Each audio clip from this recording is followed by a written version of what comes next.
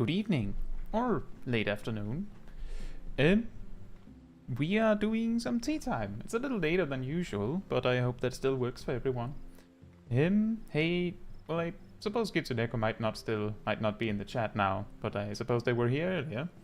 Hey Gazel, hey Ravioli, hey Darius, hey Tristan, hey Junebug, and hey Zach. I hope you're all doing very well.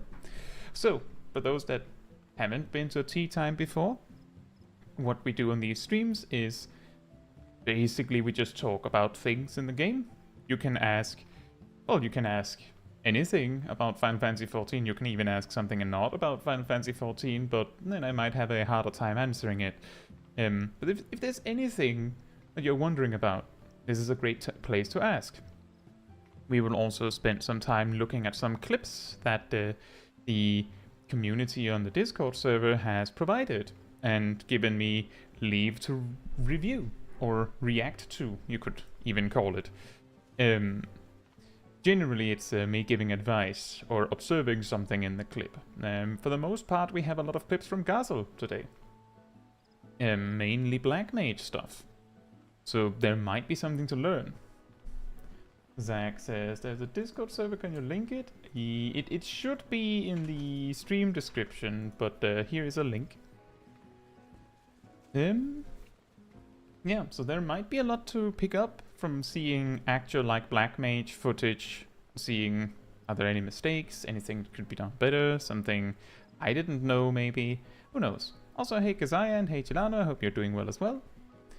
Yeah, so one thing that I would like to start with is, so yesterday I put out a video on tips for, also by the way, I'm on my house. If anyone's wondering where on earth I am in the game, I'm on my house.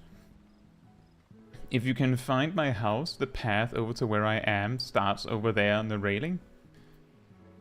Yeah, so yesterday I put out a video giving 6 tips, broadly speaking, 6 tips for getting better at healing in Final Fantasy XIV.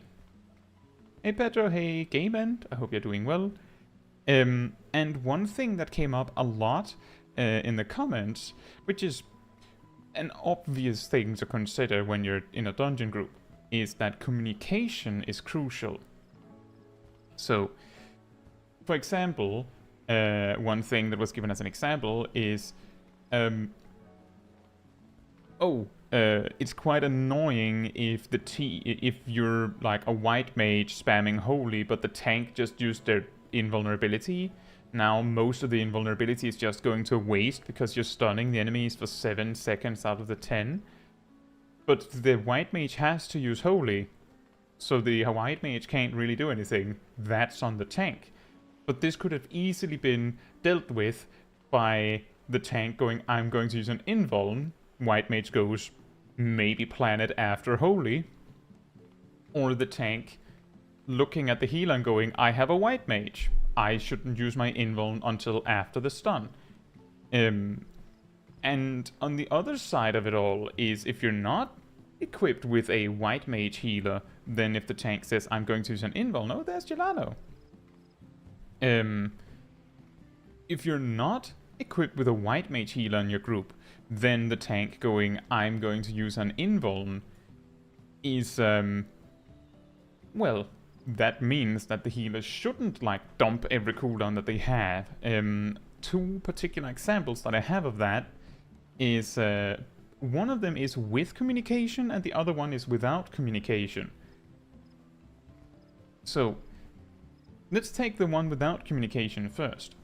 So I used this clip very briefly in a video at some point, but I was doing Lapis Manalis, and I had a paladin tank. I was playing Sage, so the way I go about playing Sage, you can see my strategy in my Sage dungeon short. I actually play like that. I do exactly what I say that I do in that short, and it always works. So we get to the part after the little on rails part where you can do one big AoE pull just before the first boss, and I use Kirakoli, use this, and I put Heimer on the tank. And then the tank uses Hallowed Ground. Which basically means that Jaime is going to go to waste, and Keraholi is not going to do anything either. So I'm sitting there a bit annoyed. But oh well. On the final pack before the final boss, I wait a second, because I'm like, wait. Paladins should have their invuln by now. Let me just see.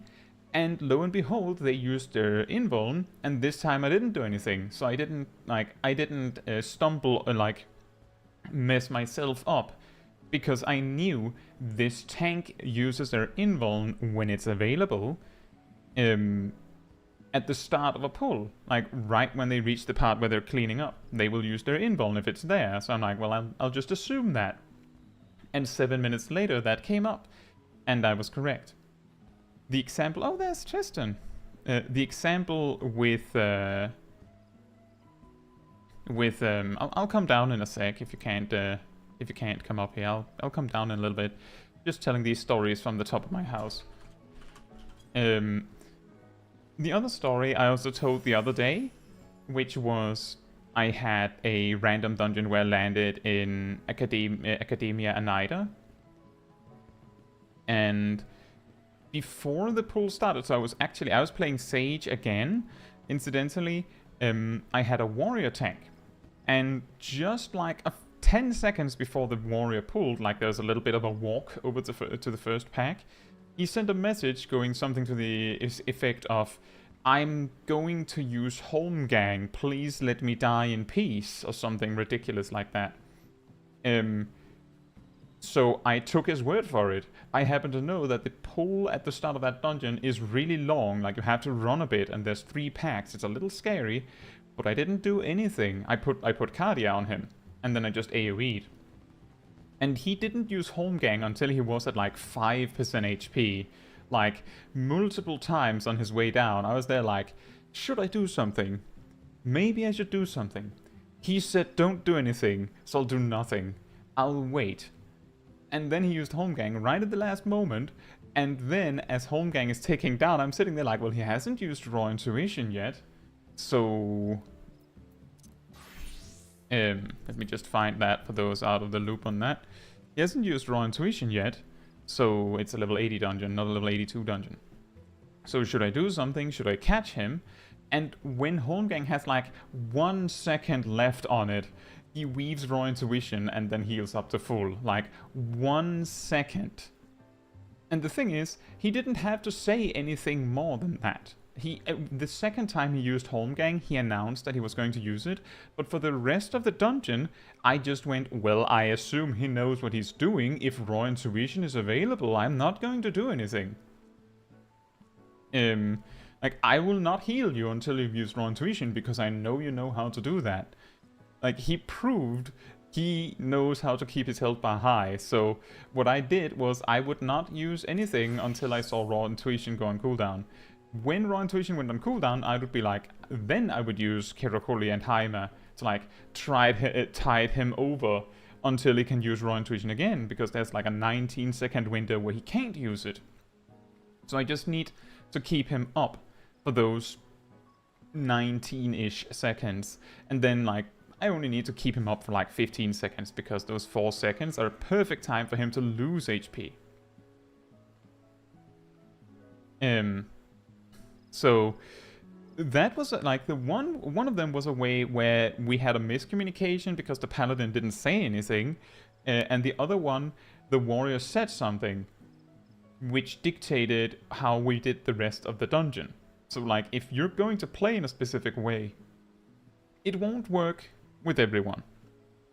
Some healers, like, and I'm speaking from the tank perspective because you dictate very much the pace of the dungeon. Some healers will not listen. They will do their thing, that's fine. But if you say you're going to do it this way, some healers will go, alright? Like, if you're a warrior and you say, don't heal me, I've got this, then the white mage probably won't stop using Holy to use Afflatus Solace on you if you drop low. That's your problem. You said no thanks. Maybe they'll use Benediction on you if they get really scared, but you said no heals, so your problem.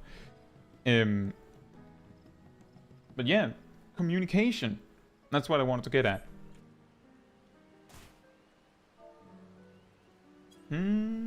Let's see. There is says proper MP management as a healer, knowing who to let die. Well, I feel like that's more like time management. This was something that I also brought up in those that 6 tips video, is that unless you're actually about to go completely for some reason, completely out of MP somehow, which is rare. But if that happens, then yeah, ultimately you're going to have to choose who lives or who dies.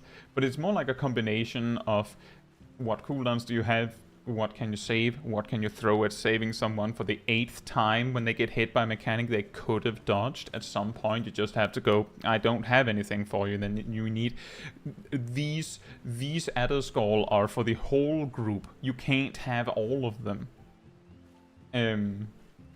Things like that. So like, it is a resource management game, but ultimately it's more about time management. As long as you have all of your resources, or enough resources to do things, it doesn't actually matter. You have 3 Adder Skull. No, one of the DPS needs one. Give it to them. Another DPS needs one. Give it to them. As long as you have enough to go around, then it doesn't matter whether you have 0, 2, or 10. Or 10,000 MP or 5,000 MP. This is something we're going to talk about tomorrow about piety as well. But yeah, it's about time management and less so about MP management.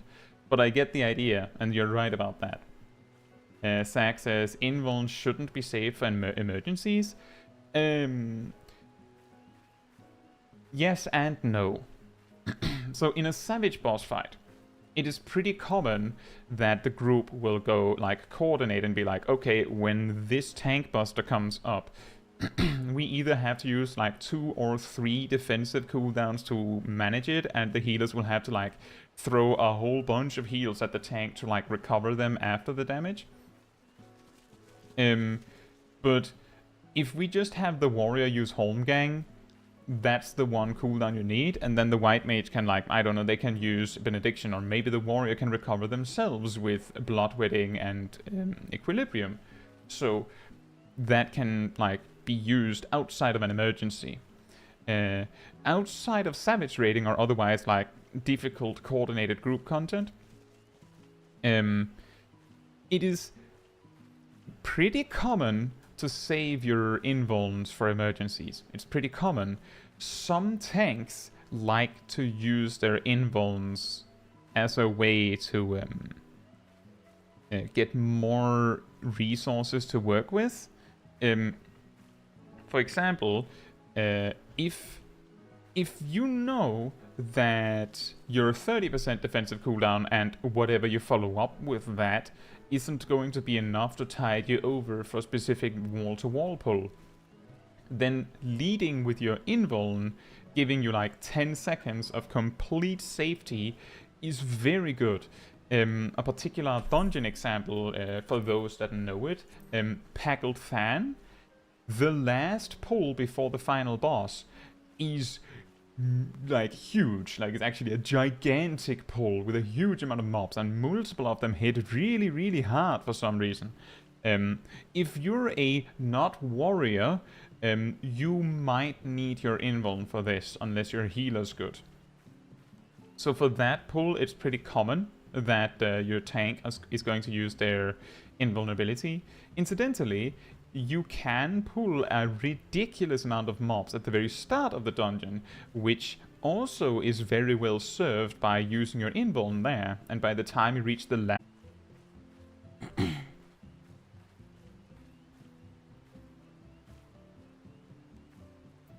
Am I back? Hello?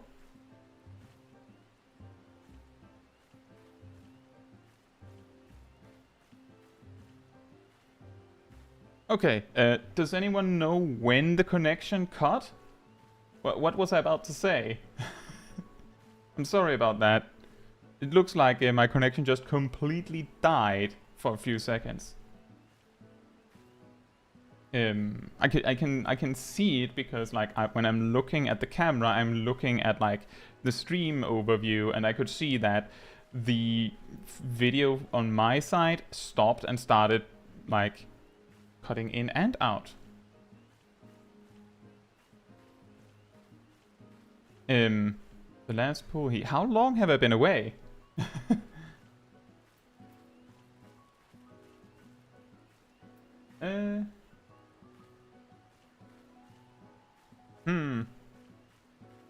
Was it when I started talking about... did I manage to start my conversation about Pagelsand before the connection cut? Let me just follow up on some questions while I figure that out. Gassel says that warrior must have faith in their connection. Yes.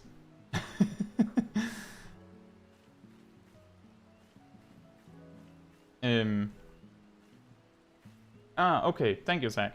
And thank you, Gelano. Darius Raven says, sarcasm isn't always easy to catch in a dungeon for me. Oh, absolutely not. The only reason why the I'm going to use Holmgang, so please let me die in peace thing worked was because I know what Holmgang is. If you'd said just let me die in peace, I would have been like, what are you talking about? I need some more context here. But yeah, you need to like provide extra context. Also, Mistwraith, thank you so much. Thanks for your class videos and info. Returning to your also after 3 years. Welcome back. I'm glad to hear that my videos have helped you. If you're still in the chat, of course. Thank you.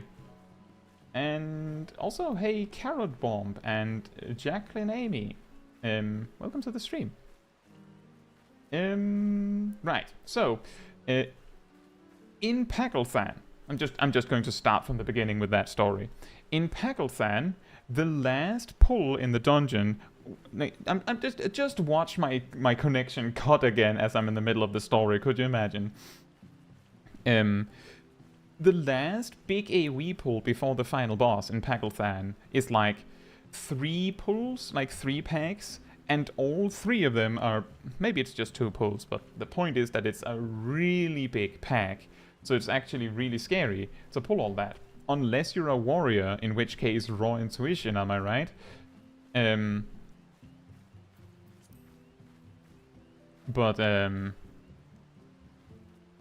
Oh. Did you get up? Oh. Tristan got up there. Nice. Unless you're a warrior. But if you're any other tank, you're probably going to need your invulnerability to do that, unless your healer's really good. And the thing is, with Pagelsand, is that the first big pull of the dungeon, like at the very start, you can make that pull extremely large, which also makes it very convenient and nice if you use your invuln for that. Pretty convenient. So, the genius part about that is that by the time you reach that big pull at the end, at least 7 minutes are almost guaranteed to have passed, so you can use your invuln again, even if you're a paladin that has a 7-minute cooldown on their hallowed ground. So basically, if your tank in Pagelsand is using their invuln on the first big mega pull, they're probably going to use it again on the last big mega pull. Just as an example. But to answer your question, Zach, which was, shouldn't it be saved for emergencies? Yes and no. And the reason why it's yes and no is specifically because if using your invulnerability can save your healer from having to cast a healing spell on you, then using your invulnerability in a dungeon context can increase the speed at which you can clear the dungeon. Which is a little strange. I've talked about this before, for instance in the video from yesterday. Also in the Tenacity video. If your healer can attack all the time in the way you're playing, and they don't need to help you any more than, like, with abilities, then there's nothing you can do that would actually change anything. Personally, I don't use my invuln outside of emergencies, I prefer to keep it for an emergency. For example, if that warrior from before who led with Holmgang, like right at the start of the dungeon, he uses Holmgang, then he uses Raw Intuition. Now he's used both of his strongest cards, like his two best cooldowns are now down for around 20 seconds with Raw Intuition and 3.5 minutes at least for Holmgang, which is very, very painful.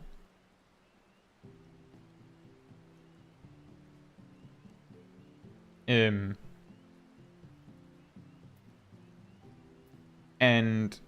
if I wasn't there to catch him when his cooldowns ran out, like when his Raw Intuition ends, like, yeah, he'll probably use Vengeance after that, for example. But if I'm not there to tide him over in that 19 to 20 second time span, then he's dead.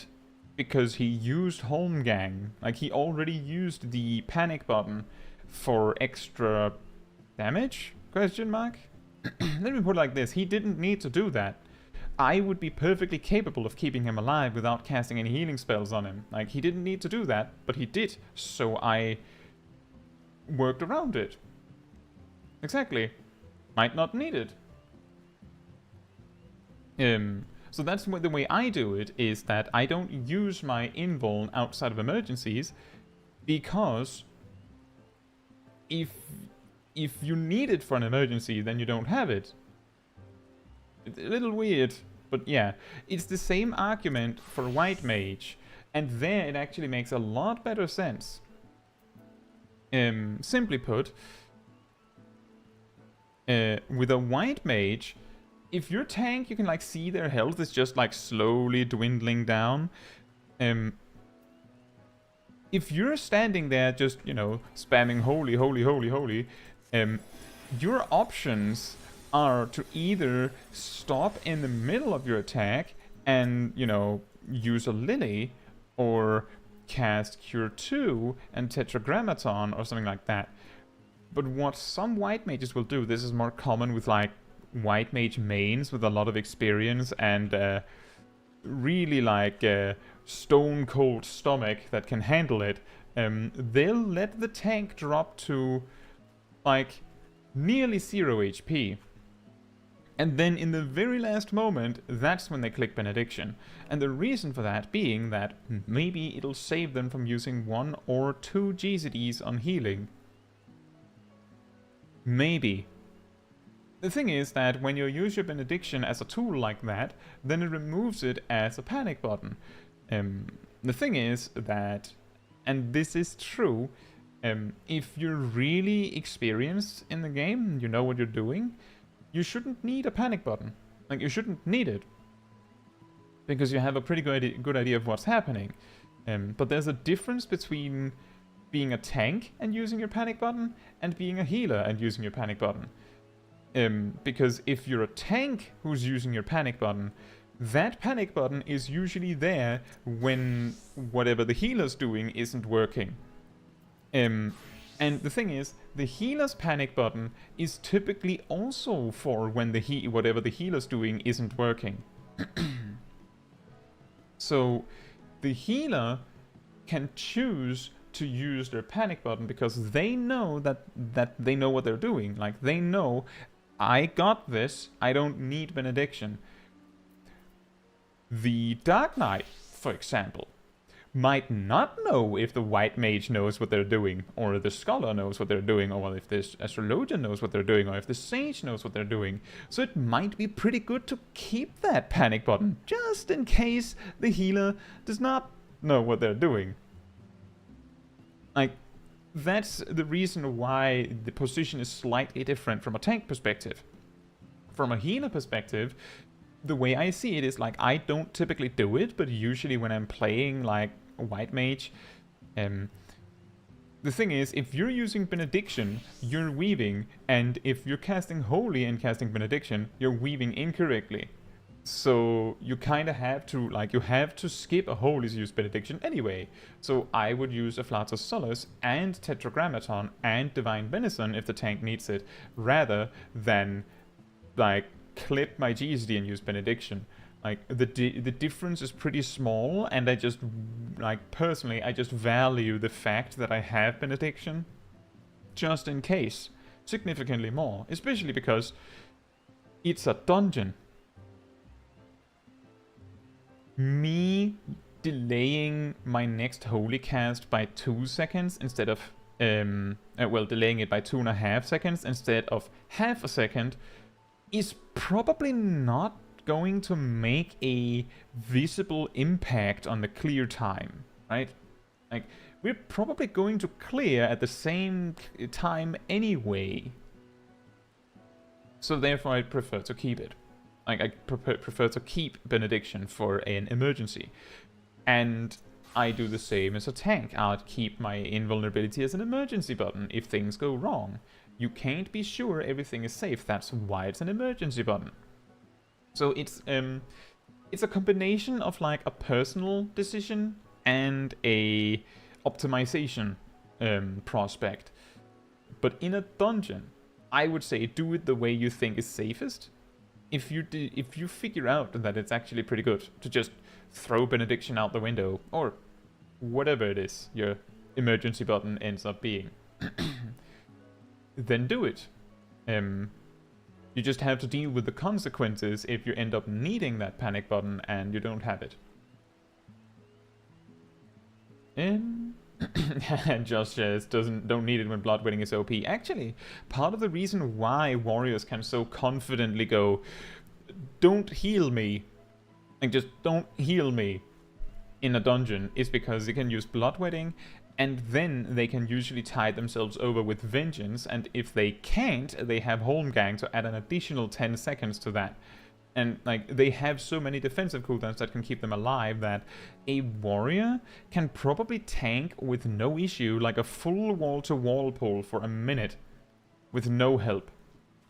Like, they will eventually need help killing the mobs, but if they're not dead after a minute, there's a pretty good chance the warrior is still fine without healer intervention. But that's only if the warrior knows what they're doing. And that's because they have Bloodwetting and Holmgang and Thrill of Battle and Equilibrium and Shake It Off. Like, it's like the combined OP-ness of Bloodwetting. Gilano says trying to do that with a Gunbreaker is risky. Sometimes they use Super Bolide as you're on the verge of using Benediction. Oh, right after you use Benediction. Correct. I think Zip told me, like, in a random situation, he basically, like, came to me like, whoa, this incredible thing happened! So, I used Super Bolide, and the healer used Benediction afterwards.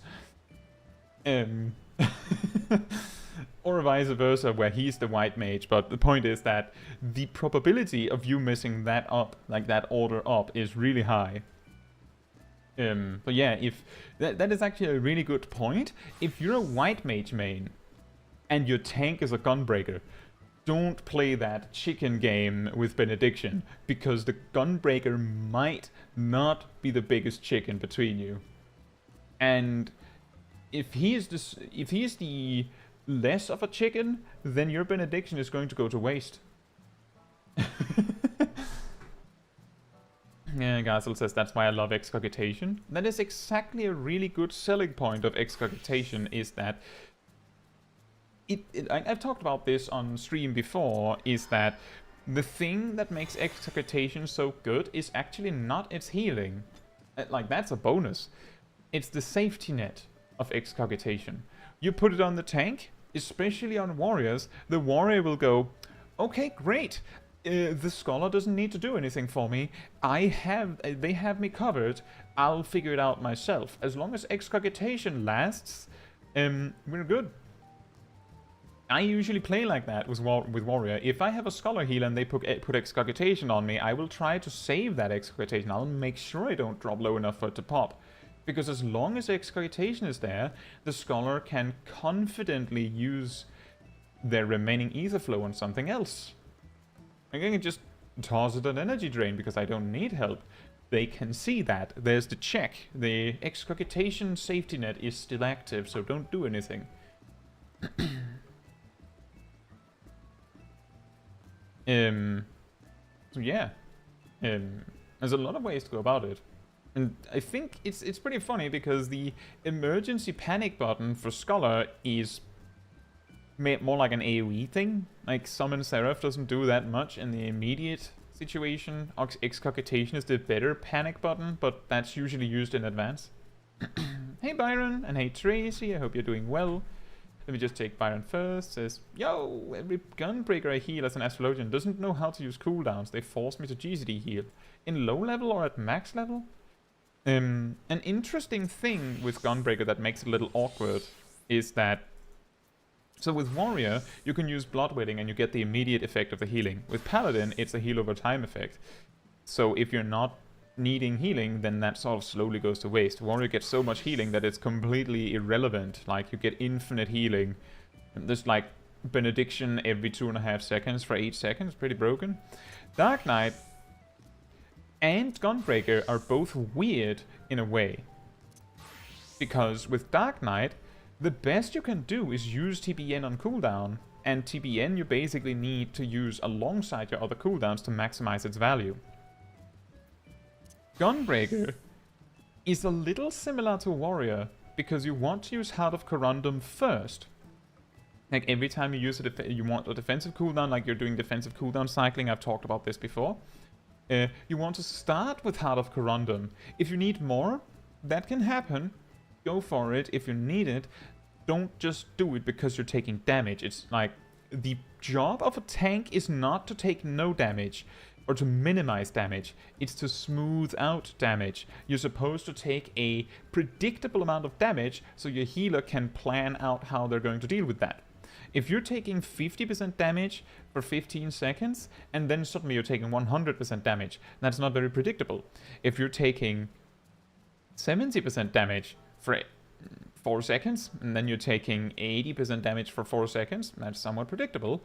And then you take 70% damage because you're using Nebula after that, that's still somewhat predictable. It's not like as big swings, and Heart of Corundum also comes with the heal, so that's also a factor. But the task of the tank is to make it so that the amount of damage you're taking is manageable and predictable for the healer so that they can plan their cooldowns. And Heart of Corundum has such a short cooldown and such a long duration that you can basically go Heart of Corundum, and then when that runs out, use a different cooldown, and then you can use a different cooldown, like just back and forth forever. Like, I think Gunbreaker can possibly like sequence out their defensive cooldowns for so long that you might be able to circle back around and use Nebula again if you time it like really perfectly. You can do that. You will probably not be able to like indefinitely have a defensive cooldown, but you will be able to like meter them out so that you can like go for over a minute, nearly 2 minutes probably, possibly more. But the only way to do that is if you're going Heart of Corundum, Heart of Corundum, like forever, back and forth forever.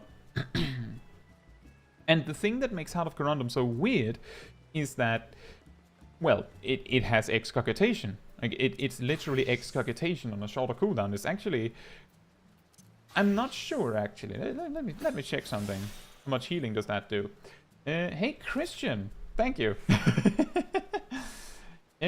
Tracy said, I had someone tell me I had my samurai rotation slightly wrong. Some advice on that would be appreciated.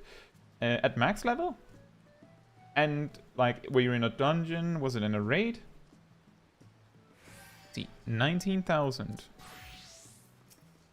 76. Okay.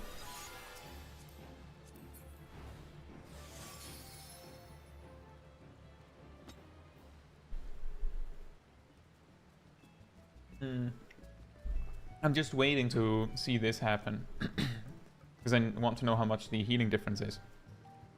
Samurai rotation in the like 70 to 80 range is a little awkward, so that's understandable.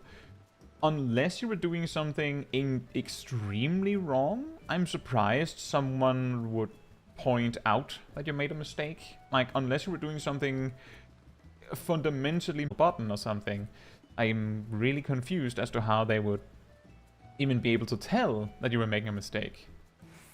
23,000. Well, I suppose that makes sense. Relatively close. I think that might be it. Also, I just stumbled upon this. Apparently, Maim and Mend increases the base damage of your pet as a scholar. So, you tell me how you make Eos hit the enemy. But yeah, Gunbreaker basically gets an almost as good excogitation on a 25-second cooldown. It's really, really good. Perhaps on damage output. That's a possibility. Let's see. Level 76. 76, you don't have the second charge on Make Your Shisui, and you don't have the second charge on Tsubame Gaishi. So, if you're in a dungeon, specifically Kitana Rabble starts with a single target mob.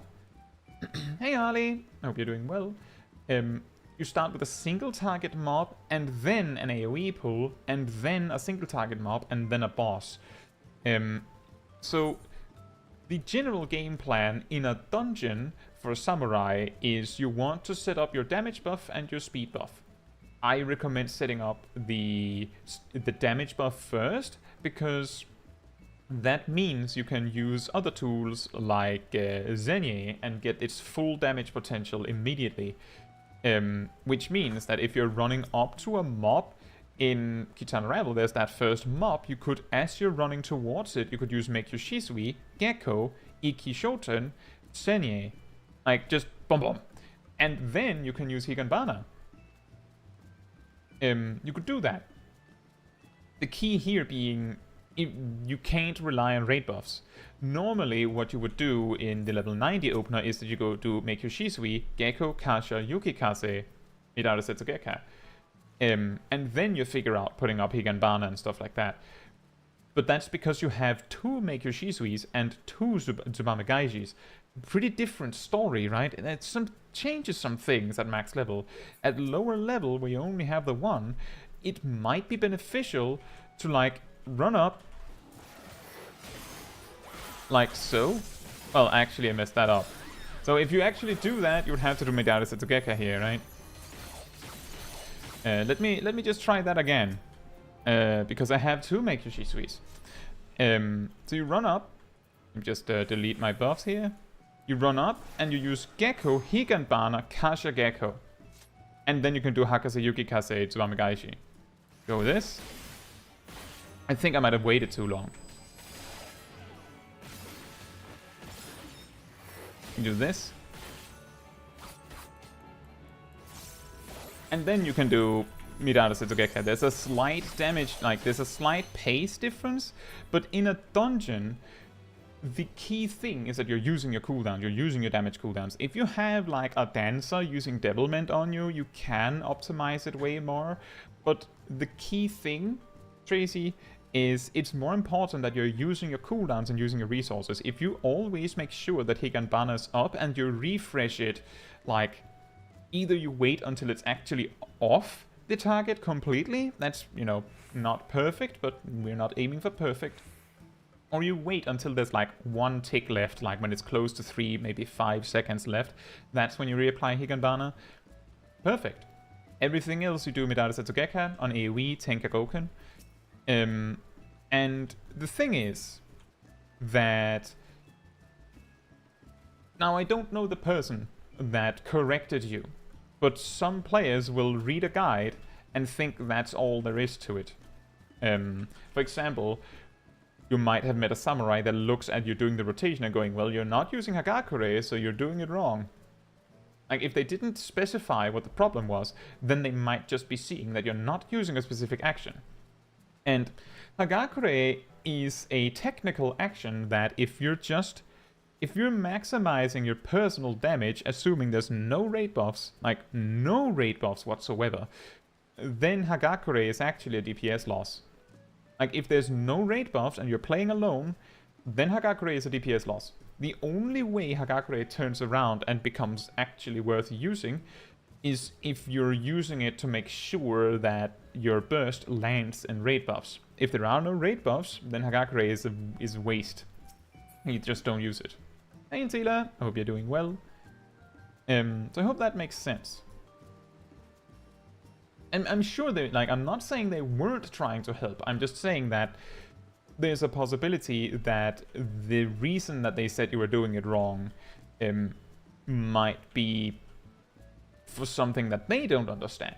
I don't know. It might also be that they knew exactly what they were doing, and they were doing what I sometimes do when I'm reviewing the clips and stuff like that, is that I'm like going, oh, you're making this mistake. It's basically a non-issue, but you could do this to do better, and things like that. Like, maybe it's something like that. Maybe they noticed you weren't using something. Maybe they were saying you were doing it slightly wrong because Higanbana didn't get reapplied exactly on time. We won't know for certain, but if you're reapplying Higanbana on time, and you're using your cooldowns, you're using Ikishoten on cooldown, you're using Zenye on cooldown, you're using your resources on Shinten when you have any, you're using Make Your Shisui when you can, and using Tsubame Gaishi on either Midare Zetsugeki on a single target or Tenkagoken on AoE. And you use... well, you didn't have that, so... like, if you're using your resources in a dungeon, and you're keeping your buffs up, then... and you're keeping your debuff up, if you're doing all that correctly, then it is probably some, like, mini optimization that they were thinking about. A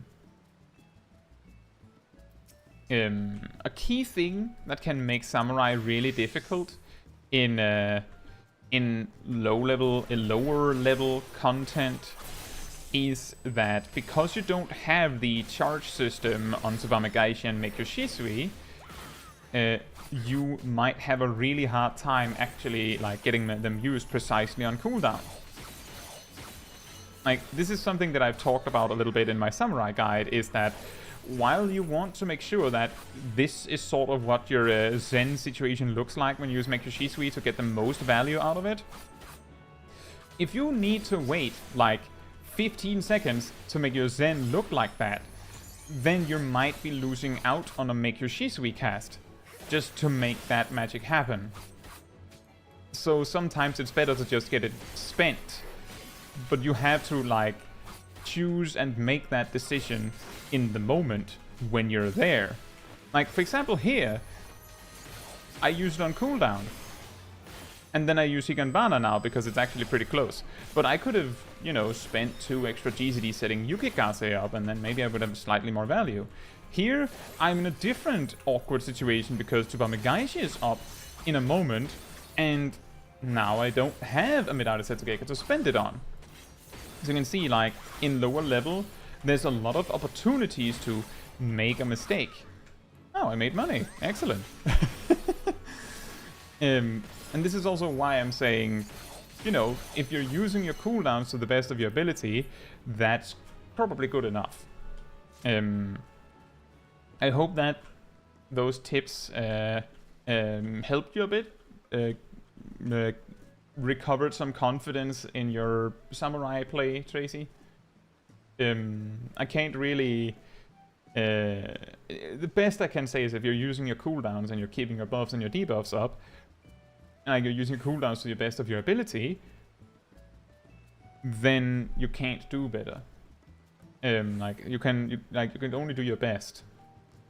And the Samurai rotation at level 76 is quite awkward because of having 2 things. Like, usually the way that you make sure that you can use, you know, you can use Tsubame Gaishi on cooldown is often with the help of Make Your Shisui. But because one has a 55-second cooldown and the other one has a 60-second cooldown, they're just not going to line up ever. So you can't be perfect. Taylor says, for max pass and hate from teammates, just don't do mechanics, keep your uptime. Maybe that was the mistake the person said. You could do better. You could not dodge mechanics, so you could stay in melee range for longer. I'm just kidding. But that would be pretty funny. You're like, what do you mean I'm playing slightly wrong? Well, you're dodging mechanics. There's also something else that can easily be forgotten. I don't know if you're keeping it could be something like a really, really minor thing. Like, for example, every time a raid wide happens, you can use Third Eye and just get 10 free Kenki. Every time. Just 10 for free. So that might be an observation, like, oh, you're playing it slightly wrong because you're not using your defensive right. It could also be that at some point in the fight you used Yaten, but you forgot to use the enhanced NP that follows, which is technically a mistake. Or you're not using Gyoten, which is not a DPS loss, by the way. It's actually just as good as using Shinten. It's just that it has a cooldown and there's a dash attached, but they're equally good. There's a lot of options. Like, if they didn't specify what you were doing wrong, then we will never figure it out. Hey Angel, I hope you're doing well. Right, so I promised we would have some Black Mage clips. Now hopefully my connection doesn't like randomly explode again for 5 seconds. But what we have is basically a bunch of clips from Castle. We have one, presumably very early in their max level journey with Black Mage, doing Ether Font. Then we have 2 other clips. The first one is Ether Font again, where what we'll do with that clip is we're going to go through it a little quickly and see if the specific things that can be improved upon in Ether Font specifically, because there are some specific things in Ether Font, I've talked a little bit about it before. There are a few things in Ether Font that can be really annoying for Black Mage. There's a lot of movement stuff. If that improved, and then look at that. But aside from that, the other clip, which is Lapis Manalis, Gazel said they were a lot prouder of, so we'll focus on that for the second clip. Yeah, so they're usually with no sound, so I'll just keep the sound on the game so it doesn't get completely silent.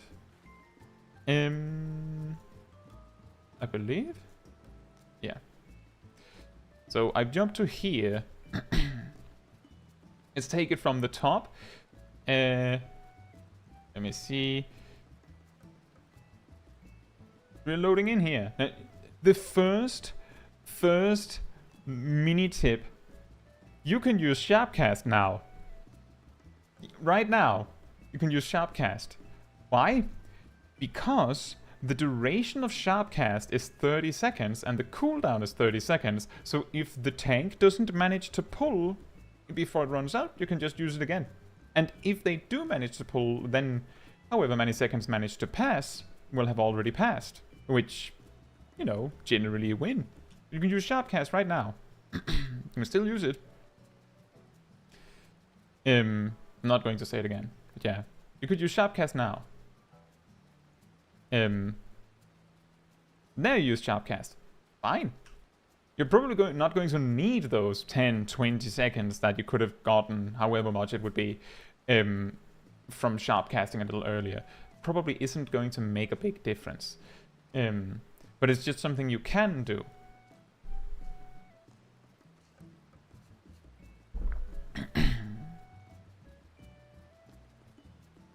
Let me just see. What did you cast? Swift cast and Thunder. Right.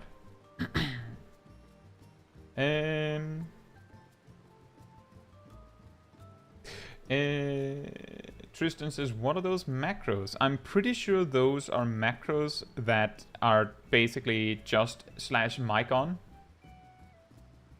Those are just mic on. Which means that if Gazel clicks on them, nothing happens. Like, they're not actually usable, they just are a copy of the icon, which means that you can see the dotted line from the proc, in case it's there. Which, while we're on the subject, why is the ley lines one not a macro? Hey Agent Perry, thank you so much. Really appreciate that kind of feedback. I'm glad to hear you've been enjoying Astrologian. Nice. But yeah, I'm wondering why the ley lines isn't a macro, since it's placed there. Should probably also be a macro. I'm guessing that it's a Mygon macro. And Gassel points out themselves used Thunder 4 without Enochian. True. What you could have done differently in this moment is, well, first you could have, given that you have quite a lot of lead, that tank isn't going to get those mobs out of your range for a while.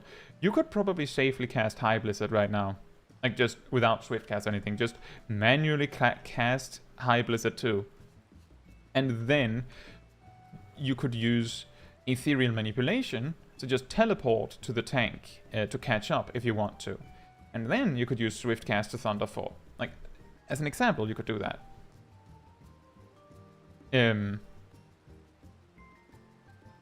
Here...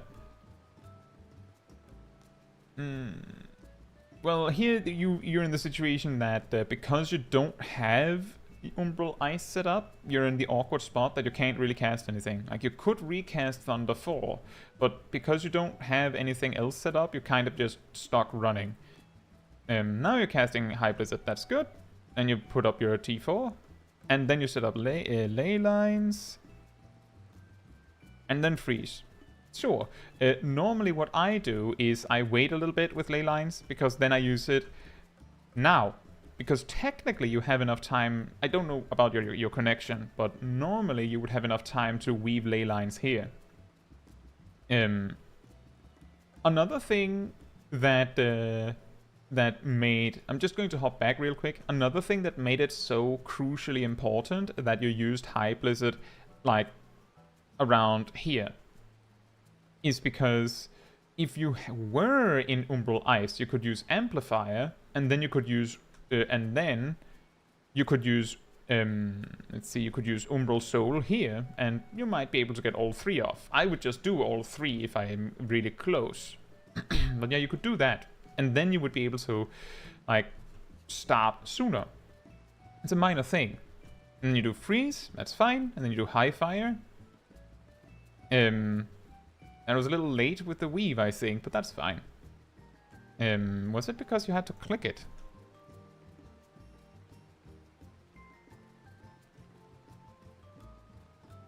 Nope, that was apparently a keybind. Alright.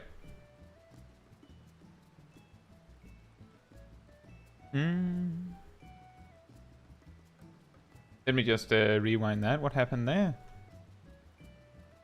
Right. So instant cast flare. And then amplifier. And foul. And... oh. Oops. So... the problem there, like, honestly, there's not really anything wrong with using the amplifier there. Like, yeah, you clipped the GCD. I don't know, like, the only other opportunity you would have to cast amplifier is when you're using High Blizzard on the way back. There's not anything, like, majorly wrong with using amplifier there. You could obviously also have used amplifier when you were spending your triple cast charges. The problem is that you used amplifier. You forgot that you actually had MP for another flare. Then you used foul, and then you used mana font. And then you used high fire again, and then you used flare. Like, you kind of saved it there because you spent the extra MP you had. What you could have done differently is, let me just set up the situation.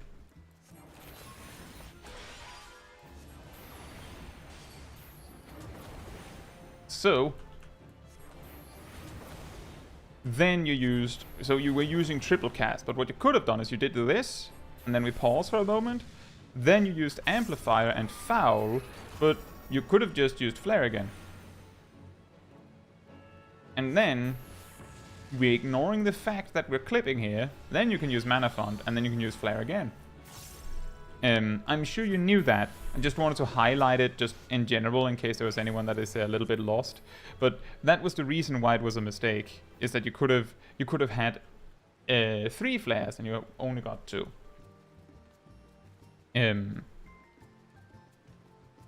But yeah, you said I wasn't sure what I was supposed to do. Right.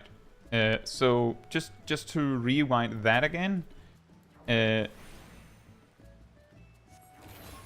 What I normally do on the big AoE pulls is I do... So I have an ether so I can cheat, okay? So I do high fire, and then now I do foul, triple cast, flare, flare, mana font, flare again. And then I can high blizzard. But if you don't have mana font... Let me just wait a moment, right? If you don't have mana font, then what you can do is you do one high fire like this, foul, triple cast, fire, flare, flare. And if you don't have any triple casts at all, and there's at least 4 enemies, then you can actually also just mash high fire. You just repeatedly mash high fire. Like until you can't anymore. And then when you're done, you do flare. You have a few options. That is part of what makes it a little bit complicated to be a black mage, is that, as you said, I wasn't sure what I was supposed to do. Perhaps you had, because I remember you have previously shown like entire like diagrams of paths of like what you would do, like what a black mage would do, and maybe what you experience is that it's a little overwhelming because you have these charts of what you can do, but when you're playing, I've seen other people say this, it's not very easy. Oh, I noticed a different thing. Oh boy. Yeah. Oh, no. I think, Gazel, that you've brought up these kinds of charts like a long time ago, like before the Black Mage guides and everything. I think. Yeah, exactly, Angela. There's math to be done when you get a free button to press with Black Mage. Here, of course, and I'm pretty sure that Gazel knows this and have seen the clip themselves on that. Umbral Soul. Umbral Soul. Umbral Soul. Umbral. Oh no! Yeah, if you're not in combat, or if you're not attacking, then, like, what I normally do is I just spam Umbral Soul. Like, if you see me playing Black Mage in a dungeon and someone goes AFK or someone has to run back after a wipe, I'm not talking to you because I'm too busy clicking Umbral Soul. I don't care that there's 15 seconds between each cast necessary. I'm going to be using Umbral Soul. I'm going to be spinning on the spot until we start the fight. Oh, you're entering fire with no Umbral Hearts? I'm going to set up the speed a little bit. You exited without using Flare. You have to use Foul right now. You lost a Foul cast. You missed it by like less than a second. Like, you realized it as you saw the problem. Oh,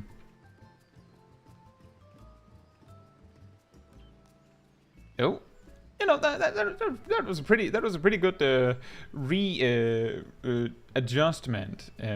It was probably better to use Despair there because it drops down to less than 800 MP. But you know, and I think that was a pretty good gear change that you just went, wait, there's only one mob. I'm going to use Fire 4 instead. That was pretty good.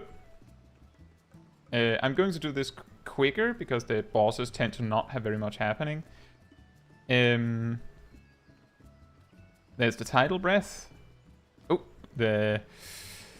not much you could have done. You could have used Foul, but then you might be in an awkward spot. You would have to use Swift Cast probably to get to your Despair in time. There's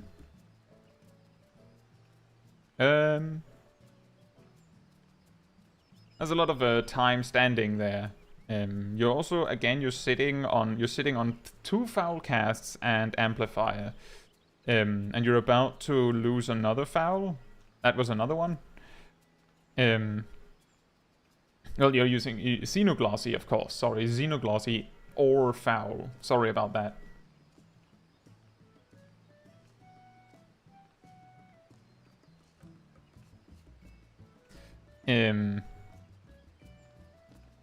Let's see.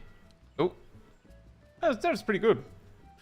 The key thing here is that it seemed like, and you did say that, I remember you did say that, Gazel, that you have some trouble remembering to use amplifier. Yeah. The thing in Etherfont, in my experience, I think it's very good to like save your triple casts if you're not sure, because each of the 3 bosses have a like hilarious amount of movement that needs to be done. Okay, so fight is over. You use transpose, that's good. Umbral Soul. Ooh, that was a good, nice one. Here's something I noticed with your UI here is that there's something with your triple cast position right here. Like, I'm assuming you're looking at this one, this triple cast, to keep track of the cooldown and everything. The thing that I noticed is that you can't let that while you're casting, your triple cast looks like it's on cooldown, because you can't see that there's a charge on it. You might have to like take these 4 and like move them just like a little bit up, or take this and move it a little bit down, so that you can see the number here, because it's a little difficult to see. I don't know if that's causing trouble for you, but it might lead you to missing out on using triple cast, because like you see it out like of the corner of your eye and go, oh, triple cast is on cooldown.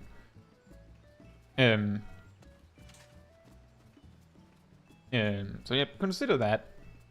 I suppose we'll see if you like made some major changes to your UI after some more play.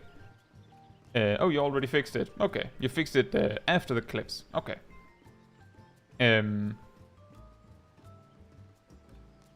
So I'm going to focus not so much on the things I already highlighted, because then I can say the same thing 15 times if you're making the same mistake repeatedly. I believe that transition over there is very scary for a black mage. You still have the amplifier in the wings. That's good. You're just missing using amplifier. I'm just going to assume that you basically completely forgot that you had amplifier for the majority of the dungeon. So the reason why this is scary, you saw that Gazel entered on 15 seconds and could use Umbral Soul on 3 seconds. Now, there's a scarier one than that. So, you use ley lines.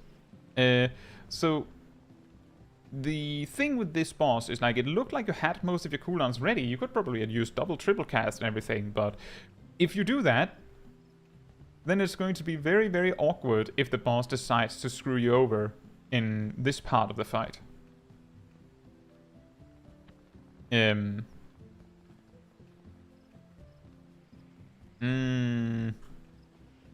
See. Uh-oh. Oh, you got hit.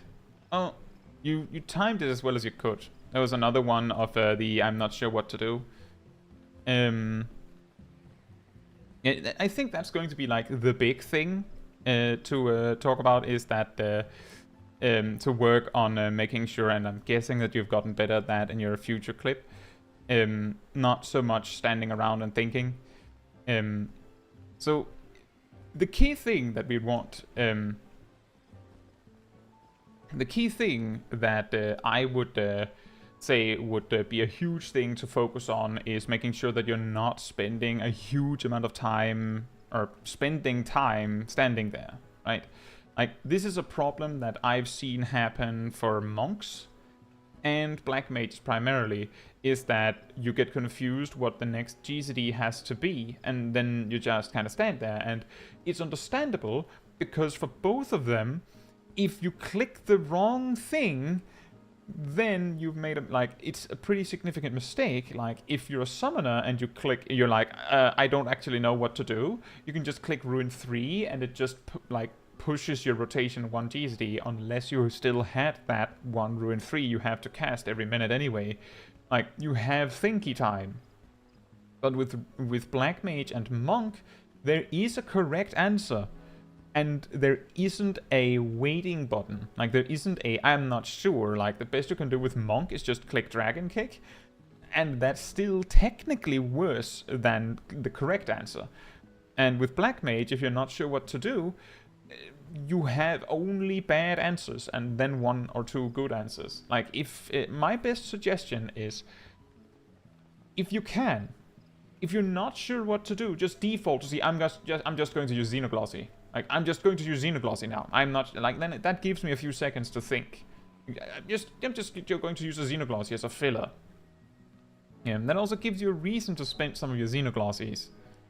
Yeah, that would be my suggestion. Just, like, use that as the thinky button that you default to. Like how a summoner might default to... Oh, wait. There it is. Let me just rewind that. If you use Umbral Soul and immediately step on this platform, you can use Umbral Soul again when you land. But you need to do it like now. Like right here, you have to do Umbral Soul and step in. Otherwise, you lose it. Yeah, that is the scary one. Because you need to do it perfectly. Like, you come out of that cutscene with 1 second left. So it has to be absolutely perfect, otherwise it's not going to work. You did the mana font thing again. Where you... And this time you didn't spend it on High Fire 2 first. So, a little bad. But I'm guessing that you've gotten better with that. So that is another thing that I'll look for in the follow-up clip. Is your AoE rotation crisp, nice, and something with some of the thinky time, I suppose.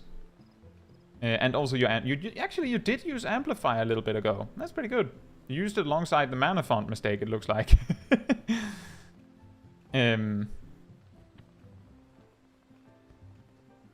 Oh, there's the thinky time. That was, I suppose, the thinky time there happened because you dropped out of state. Let's see. You need to use Umbral Soul before you go down that. But I'm guessing you learned that from the mistake. You use Fire 3. You're in a fine position to do like a proper Black Mage opener. You actually have most of the cooldowns for it. I think you have all of them. So you could have done the proper, like, all-out Black Mage opener. On the other hand, this particular boss, you might not want to use both triple casts or swift cast, because you're probably going to need it. This is also an awkward boss, because you don't get a lot of opportunities to use ley lines. Normally, I recommend using ley lines right at the start of the fight. You might get most of it, but you're not going to get all of it, because the boss is going to force you to move. So on that note, you didn't get to use ley lines, but you have your triple casts, which, you know, you could have probably have used one, but having both of them might be safe if you're not sure. And now you have to do the big run. Oh. Okay, you nailed it. You had the good Fire 3 and everything. That's very good. A very good save there. Yeah, it's scary when you have to run across the entire arena with that mechanic. Yeah, my advice from this is Amplifier. Amplifier, mana font. You have to use it when you're at 0 MP, and like, so basically the tip on mana font is, if you're not at 0 MP, then do not press mana font. Like, you have to be at exactly 0, so you have to use it after Despair or Flare. No other situation should it happen. Right, so this is the rematch version, so I'm going to just look at the specific things that we were looking at that were mistakes, so to speak. So once again, you could use Sharpcast here. Let's see what's the difference. You used Sharpcast there, fine. Do you use High Blizzard first? Yes, perfect. And then Sharpcast, Swiftcast and Thunderfall, very good. And then freezes up early, nice, high fire, and the ley lines. Until says that your fear would be disconnected.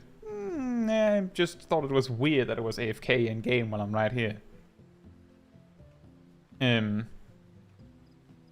You also did, by the way, you did, as I suggested before, you actually did ley lines there. The awkward thing is that it took you a moment to find ley lines.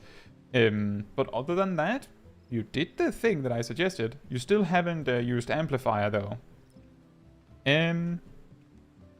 There was the Amplifier into Foul, still a little weird combo.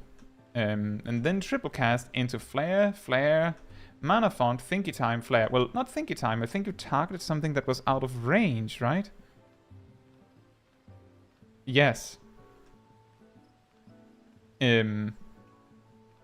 So the thing that I would suggest is...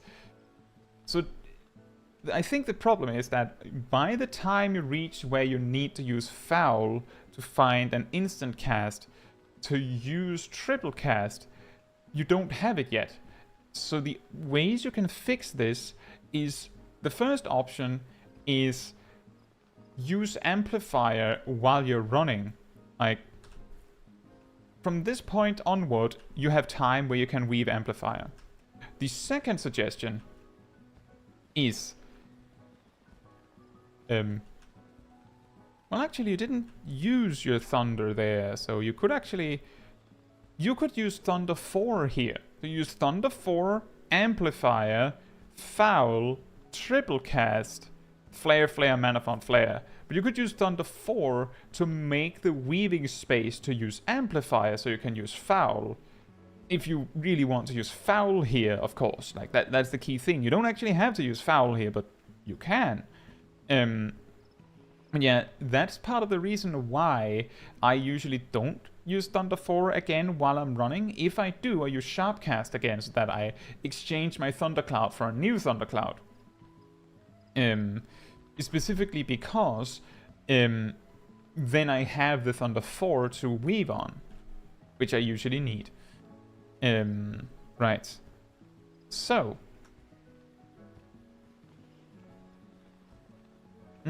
Something that you could do is, if you're in ice state and there's a... Let's see...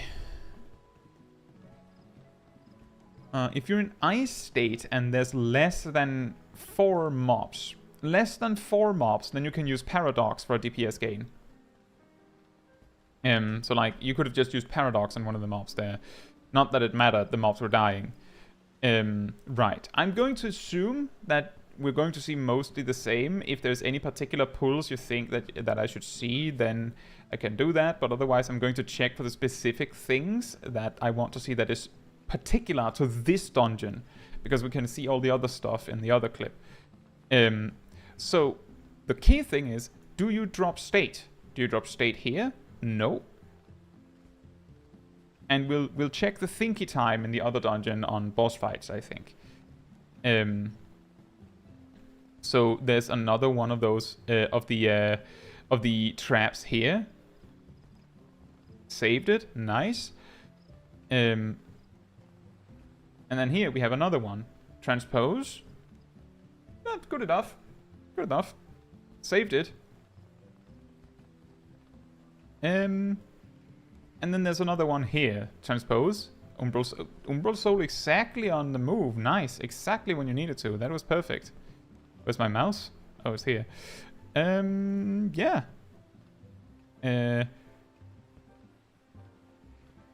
Looks like you messed up the last one. So it's going really fast. Let me just see here. Let me just really slow it down. You can see you actually used Umbral Soul like 1 second too early. Like one or 2 seconds too early. You had to wait for the next GCD. And you can also see you land as it says 0. So that is one thing you could have avoided. It's really specific. It's specific to this dungeon and Black Mage. And then we have the slide at the end over here. Oh, you nailed it. Perfect. See, so as I said, you probably learned from the mistake that one time. And then you have thunder, fire. Oh, nice. And then Xenoglossy and Amplifier. Nice. Very nice. I think that was a great opener. And Fire 4 and another Despair. Nice. That was... The only thing missing is that you didn't use ley lines. Like, that was the one thing. Like, you could have used ley lines for most of that. I was able to put the debuff on the boss. Oh yeah. Used Adler. Yeah, the one thing that I would have said that you could have done different is you could have used ley lines. For the most part, don't really have anything because this boss is like, it's really awkward. There's the breathstroke run, which happens, I believe, now? Yeah, and you got the easy to deal with configuration, so I don't think there's anything left to talk about there. So I think we will take this, the most up-to-date look on how Gazel plays Black Mage. I'm going to go through it fast again. We've been looking at much Black Mage. So this dungeon is a little different. Also something that I noted on Gazel is that because Gazel is a healer main, they still put focus on the tank. Not a bad thing.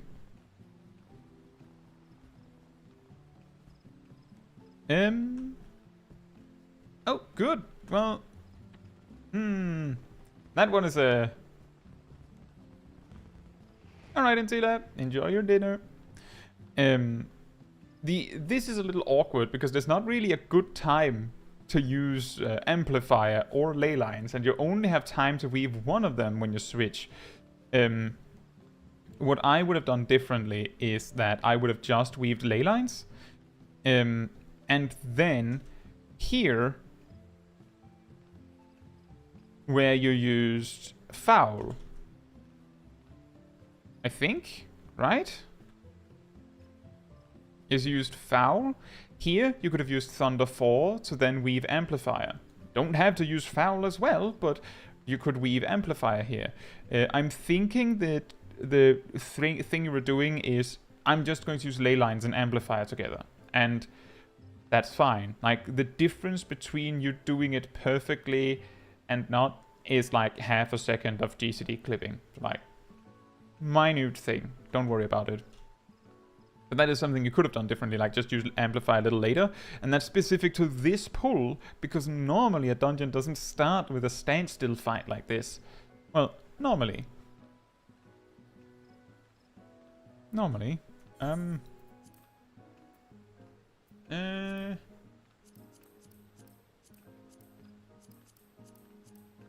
Yeah, normally it's like Tower of Babel and Lapis Manalis. That is like that, so it's pretty unusual to have an opener like that. Hey Saint, I hope you're doing well.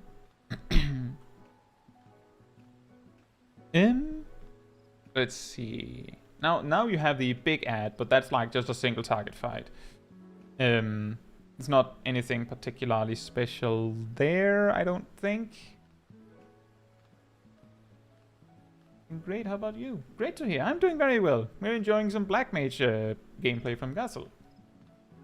Trying to use Amplify as soon as possible, but only realize when using foul. Ah, okay. Like, it's remembering I need foul, or I'm using foul, so I'm going to weave Amplifier. I mean, that's technically also a strategy.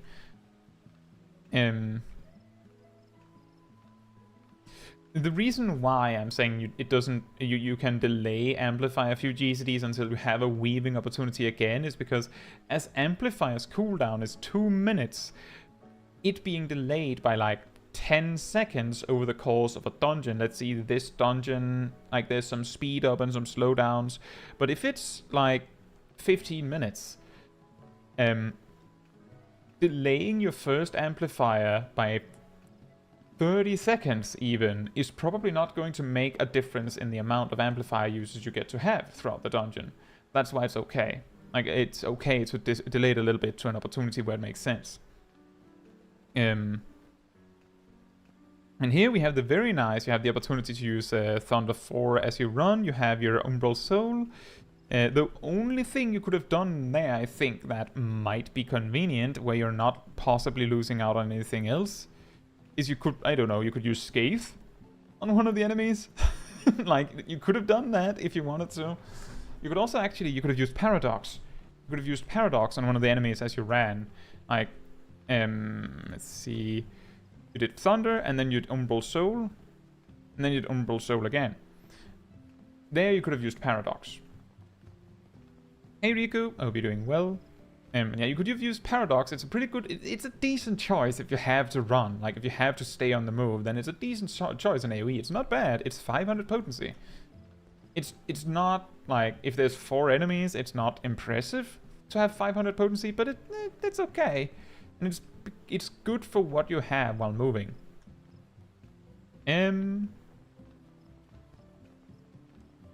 Wait, what happened there? Let's see.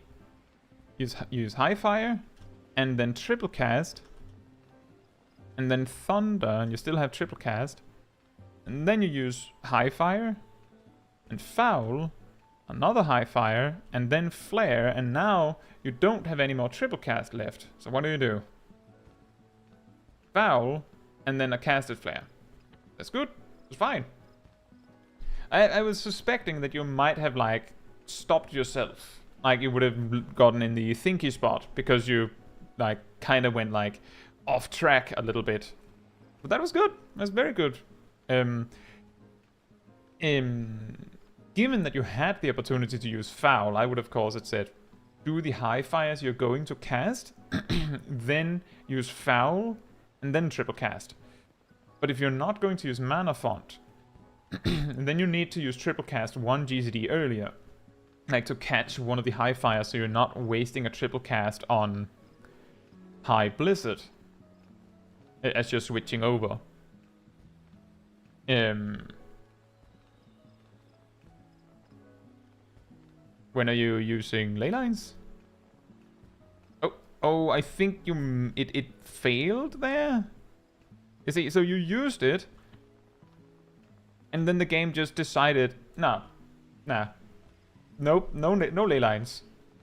That's really awkward.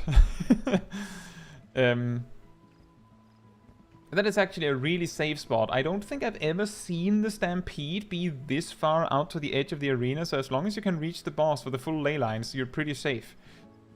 That was a good choice. A good move.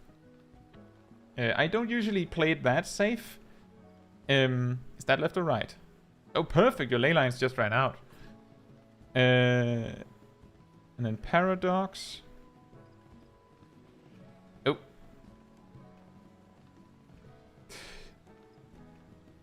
I don't really have anything to say on that, because the thing is, you were caught in the decision of, do I finish my cast or do I run? And you try to do both. And it's a little bit like driving up to a green light in a car, and then while you're up on speed, it turns to yellow. Like, if you're right in the wrong spot where you have to make the decision, both choices are going to be wrong. And you just have to deal with it. You just have to choose one and stick to it. And it's nearly impossible to make that choice. Like, it looked like you could make it. So that's why I'm saying, like, there's not really anything, like, you couldn't have done that much better. Was that the Scathe?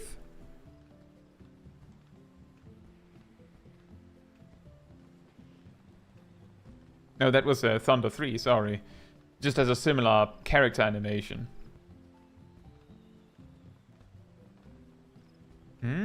Okay, now I realize, I see why I'm having trouble following what you're casting. It's because you have personal battle effects turned off.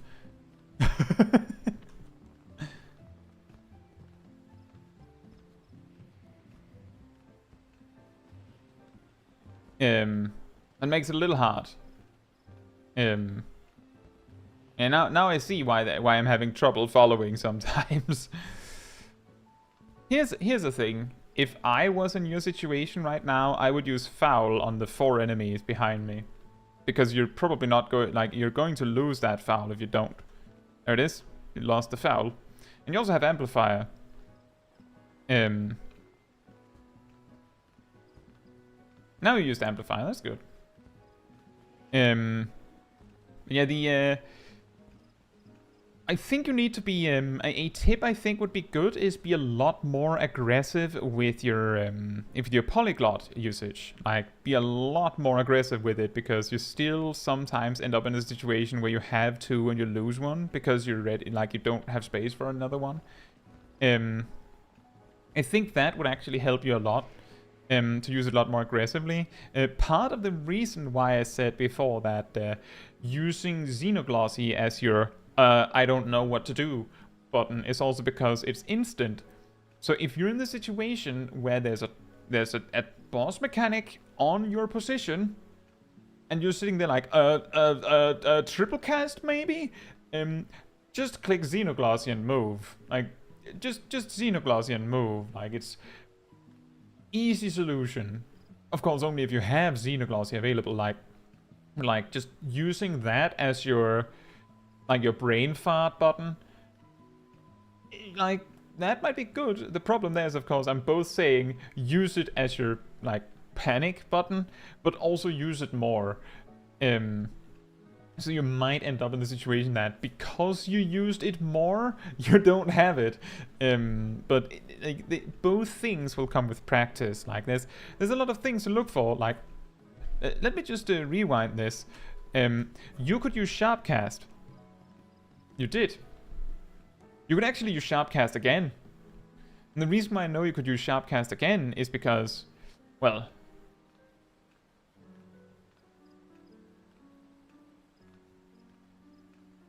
you could use Sharpcast now. you probably should use Sharpcast. But you didn't. So now you don't have a Thundercloud proc. The thing is that if you had used Sharpcast again, like now, then the Sharpcast that I said you could have used while you were running would have probably had run out by the time you used Thunder again. But the idea is that if you had Sharpcast ticking down on you, you would have probably had used your Thunder 4 now. Because that was also running out, and your Sharpcast was running out, and your Thundercloud was running out. Like, all of those timers taking down here would have compelled you to use Thunder 4, so you don't lose it. Yeah, basically, if you're sitting on 2 charges of Sharpcast, just click, just use it. The thing is, if Sharpcast is on 2 charges, if you click Sharpcast, its duration is 30 seconds and its cooldown is 30 seconds. So if you don't find an opportunity to spend it, you just get it handed back to you. It's like, oh, it's okay, you'll get another chance. It's on the house. You can just do it again. It's a really, really funny result of, I think, during Endwalker, they increased the duration of Sharpcast from 15 to 30 seconds. And because at some earlier point, they reduced the cooldown to 30 seconds, the combination makes it so that, well, the cooldown and the duration is the same. So if you're on 2 charges at any point, and you have an opportunity to weave anything, and you don't need anything else, Sharpcast. I could weave Sharpcast. It doesn't matter whether it's going to be spent on getting Firestarter or Thundercloud. That one is an extra. You just need 1 Sharpcast per 30 seconds to keep Thundercloud going. So if you have 2, you have 1 free. That is actually how in most of my, like most of the time, if I'm demonstrating a Black Mage rotation, like in footage, which includes usually an opener of some sort, I will use Sharpcast before the fight, because optimal. Let me just let this play out. I will use Sharpcast before the pull, and then it'll be spent as the opener, and then I'll use another Sharpcast as dictated by the opener, and during Umbral Ice state, I'll use that Sharpcast. But that gives me an opportunity to set up Sharpcast number 3, which is guaranteed to be landing on Fire 1, or Paradox.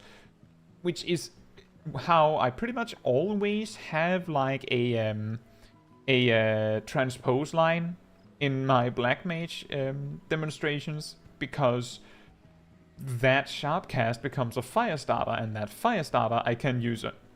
Oh. Was that?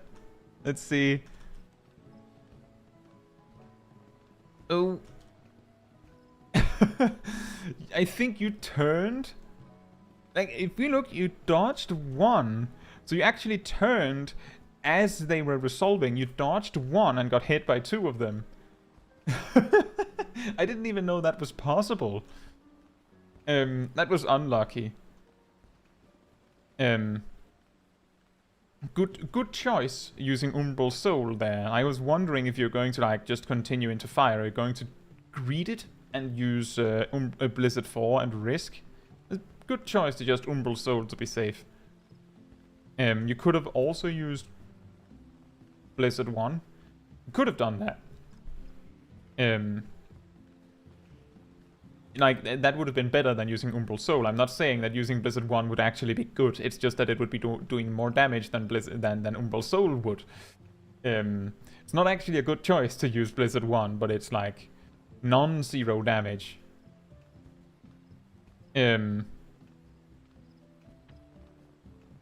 There's actually something really interesting with the final boss of this dungeon. And also, you could use Foul now. You should probably use Foul. You did. Perfect. What? What happened there? Used Flare, Foul, and then had to switch target. Okay, I thought for a moment you used an Ether. Use an Ether!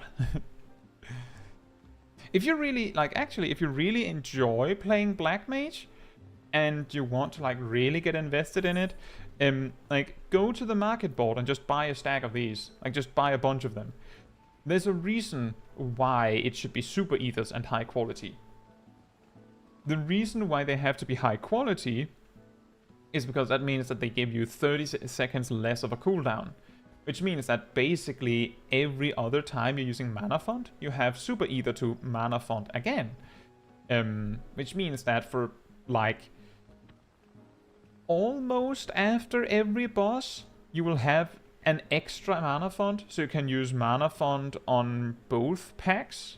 Sometimes only one of the packs, depending on the speed of your group.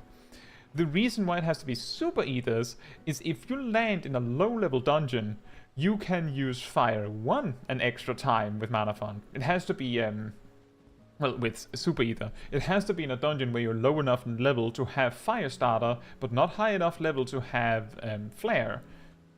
But then you could do that. So that's why I'm saying Super Ether. If you don't care about that, like, small detail, you can buy any ether that is high quality.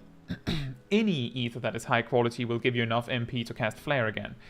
If you're scared that it might confuse you, that you get enough MP to use Fire 4, then you can also just buy lower, like, weaker ether so you don't get 1600 MP.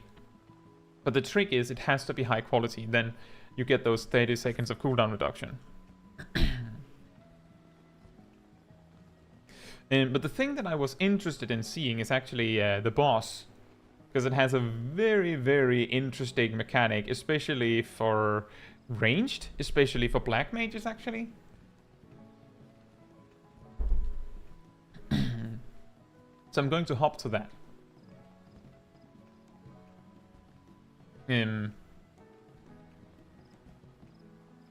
ley lines? Wait. No, you used triple cast, sorry. Ley lines is on cooldown, my bad. This means that you are in a very awkward position because ley lines is bad to use now. Very bad. Nice, nice. Very good. You did not stop casting through all that movement. Very, very nice. But this is the interesting one. So, in my experience, like, this is just one person's observation, it feels like this area, like where the melee chooses to go, it's like a ley line. Like, the boss just has like a big targeting reticle, and he almost always puts something here. Like, if I'm playing a ranged job, I will almost always just stay out here, somewhere in the field. Like, when he starts lining that up, I would just, like, if I'm a black mage, I would stand somewhere around here, like, next to this. And then, I see this line, I would go over here, like, just in that little corner there. Now, I won't be able to see it because we looked away, but in my experience, the entire center of the arena, there's actually a huge area, like,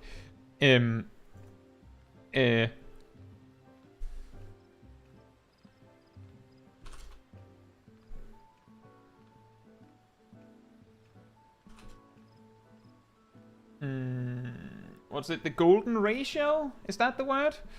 Like here, here, here, and here, there's like weirdly often like some free space to stand in. I don't know if that's the golden ratio, but you know, like there's like this, like not in the middle, slightly off to the side, which is a little similar to how I think a lot of people think of the golden ratio. They're like not in the middle, not in the edge, slightly off to the side. They're like safe spots. Gazel says I only go there when I was playing Scholar, so I don't know other safe spots. There are no safe spots. Like, there are no safe spots. The reason why everyone clumps up next to the boss is because the warrior, the tank, always goes next to the boss because melee, and if you have any melee DPS, like, I don't know, a samurai, they will go next to the boss because melee. And, well, if you see two players confidently standing next to the boss like that, if you're not sure where the safe spot is, then those two players look confident. You can probably stack with them, right? Maybe, hopefully, possibly. So like, it's like, they look confident, so I'll stack with them. The only reason why I do something else is because I experience often that next to the boss turns out to not be safe, and I play warrior a lot, so like I'm often wrong, is what I'm saying. But yeah, my advice on this fight is, instead of choosing to always go to a specific spot, like you're saying, Gazel, that you always go there, or well, you go there when you're playing Scholar. Instead of going to that spot because you always go there, approach the mechanic like it's different every time. Like, when you see... So it's a little hard because you can't see it as it's happening. See, you look for a safe spot when that beam comes over. Like something along here, maybe, like somewhere around those lines. And you see the second line, then you adjust your result, like adjust your position based on that. See the third line, adjust based on that. See the fourth line, based on that. Like, you just try and micro-adjust it. You won't be able, like, I think most people will have trouble remembering every single spot that the boss is going to hit. But if you're making sure to keep track of where the safe spots are in your immediate vicinity, you might be able to go, oh, I can still move a little bit forward. I can move a little bit this way. Harley says there are spots around the arena that are perfectly safe or require minor adjustments.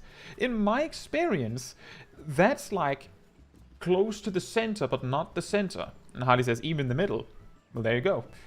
It makes sense that it is like that, yeah. It's just that they're so difficult to see those, and because the boss dashes around the room randomly and the circle AoE seem to be very random, you could go this boss fight 100 times or 1,000 times and see one specific pixel that never gets hit.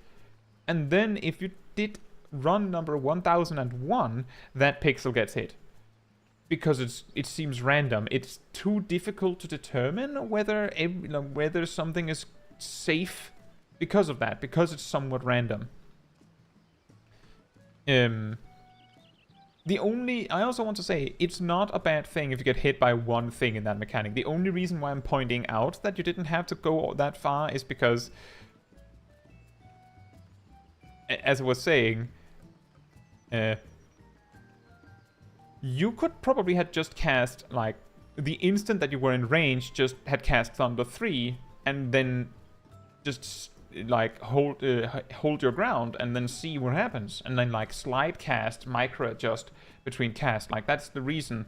Like, it's more that it required you to run a lot.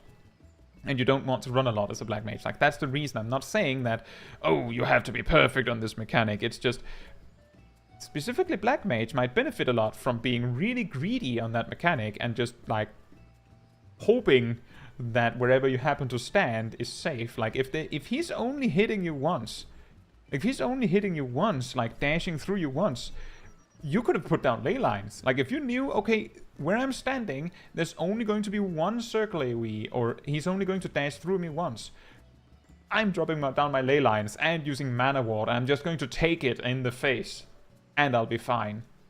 Like, that's the thing with black mage. Also, there's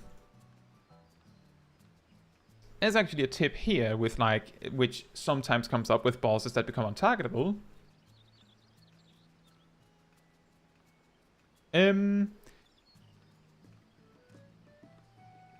Transpose now,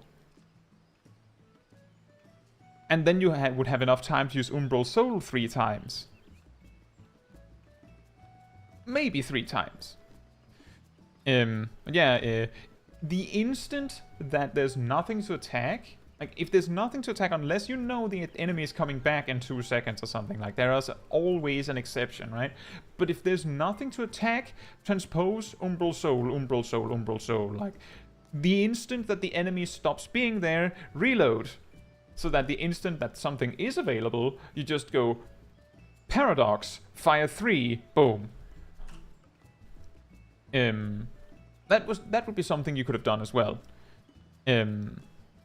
Harley says, being in the middle also lets you always have range to be casting the entire time and not get interrupted by being out of range. That is also true. It looked like Gazel was really lucky with the timing of when Caetsu was in range and wasn't, so that he could start and finish every cast with no issue, but you're not always lucky.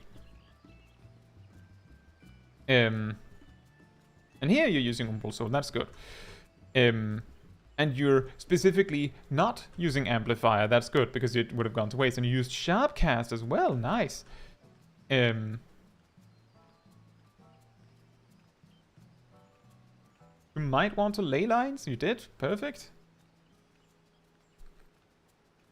That one is always a little awkward, because you're close to the portal, you're safe-ish. That was unlucky. Props for choosing safety over greeting the ley lines. Yeah.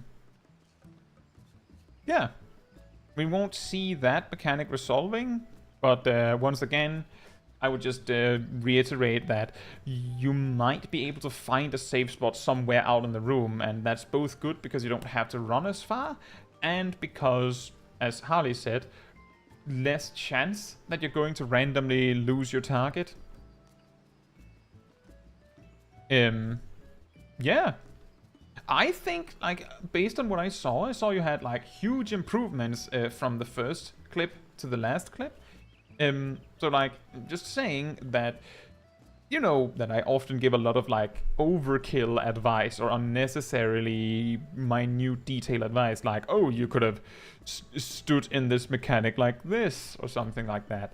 But I think that there's a lot less to unpack in the last clip than the first. Oh no, Harley, it's the tip about the range thing is good for all ranged jobs. Like, Scholar can do it. Like, just while we're on the subject, that Gazel said, I also do like that when I'm playing Scholar. Scholar could also stand somewhere out in the middle of the arena and gain some value from it. A machinist could benefit from it. It's not actually about Black Mage, it's about ranged. The only difference is that Black Mage doesn't have as much opportunity to, like, micro adjust when the mechanic starts. But for the most part, I think the safest way to deal with that mechanic, with the dashes around the room, is to find a spot that you think is safe and just what's the word? Just stick to it, right? Like, just I don't know if anywhere else is safe. I'm pretty sure this is safe, so I'm just not going to move. I'm a black mage now. I'm just going to stand in my 1 pixel ley line and just attack, because it's too dangerous to start moving around. And the reason for that being that if you found a spot that is relatively safe, then there's probably not 2 things that is hitting that spot. Probably just the one. And if it's just the one, you can live that. But if you start running around and micro-adjusting in the middle of the mechanic, then you might get smacked on one end, and then you move into another one, and then just smacked on the other way. And then you might also run into one of the bubbles, and if you get hit 3 times, maybe if you're not a tank, you're dead. So that's why I'm saying, just stick to your decision and find the safest spot you can, and then don't move. That's my suggestion for that mechanic. I'm glad to hear it, Gazel. I felt like there was a lot of periods where I didn't like have that much I could say, because the thing is that much of it is just, well, you just have to practice the rotation, or there's like a lot of ways to go about it, because it's just the rotation, and Black Mage has the crazy rotation that it does. I could say, oh, you could have done this different, but technically your way is also valid, so nothing. So usually I try to focus on giving advice on the things that I'm pretty confident you can do different. That is also why I started by saying this is how you can AoE, and showed multiple approaches to that, because there are multiple approaches to that. And the thing with using Fire 2 more and only getting 1 flare has multiple situations where it's better. It's better if you don't have triple cast. It's better if you don't want to use triple cast. And it's technically better if you have the time to do it. It's just that there's that wrinkle with if you don't want to use triple cast, which makes it a little confusing. Like, because I have my super ethers with me at all times, I basically use the many high fire 2 AoE if for some reason the fight is dragging out.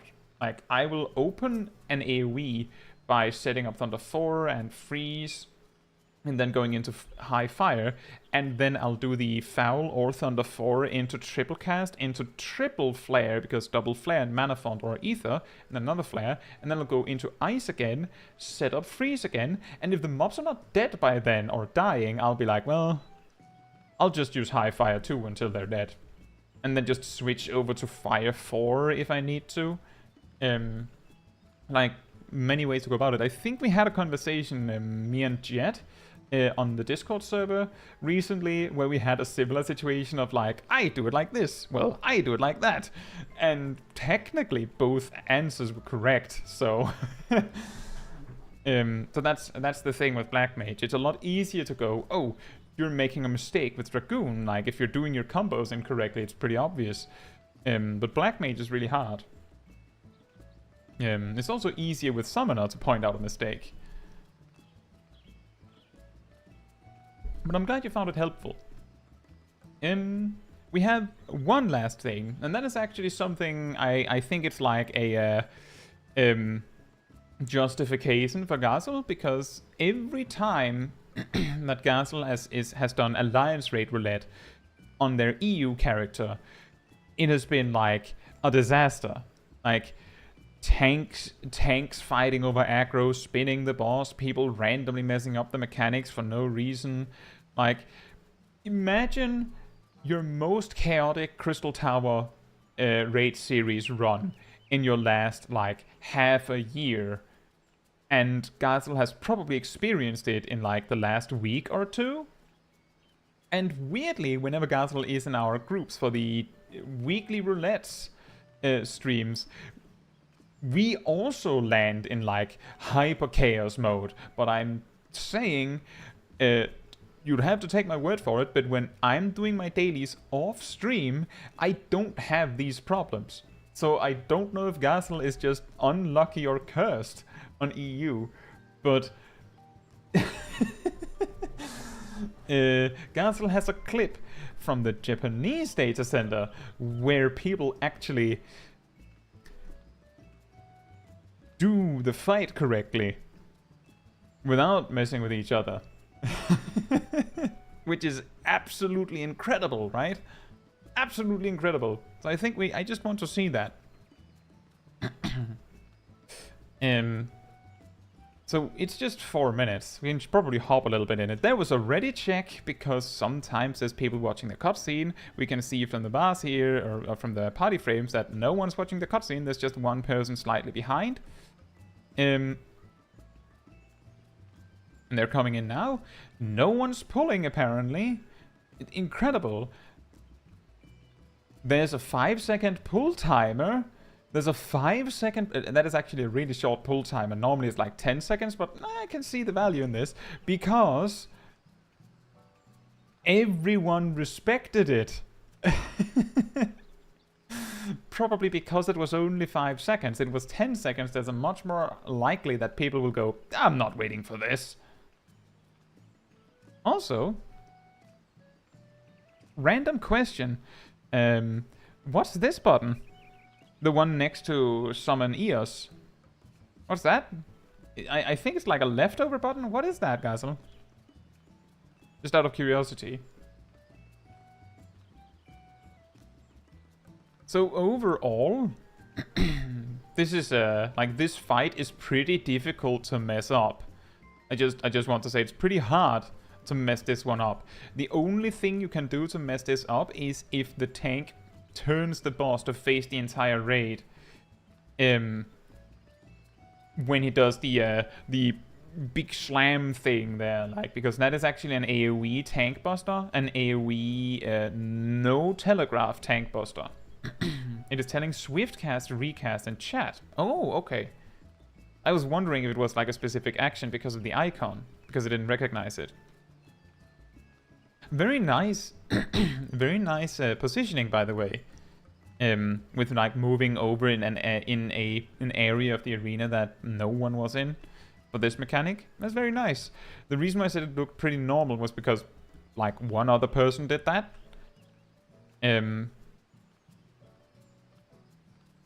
Oh, that was a nice transition. So now we get to see. So here's another thing. Gazel pointed out when we did our dailies that very confused that EU pulls the dragon like way up north. It's a PvP action. Oh, like that the dragon gets pulled way up into the corner because they don't do that in Japanese data center, I suppose. But let's see how Japanese handles the dragon.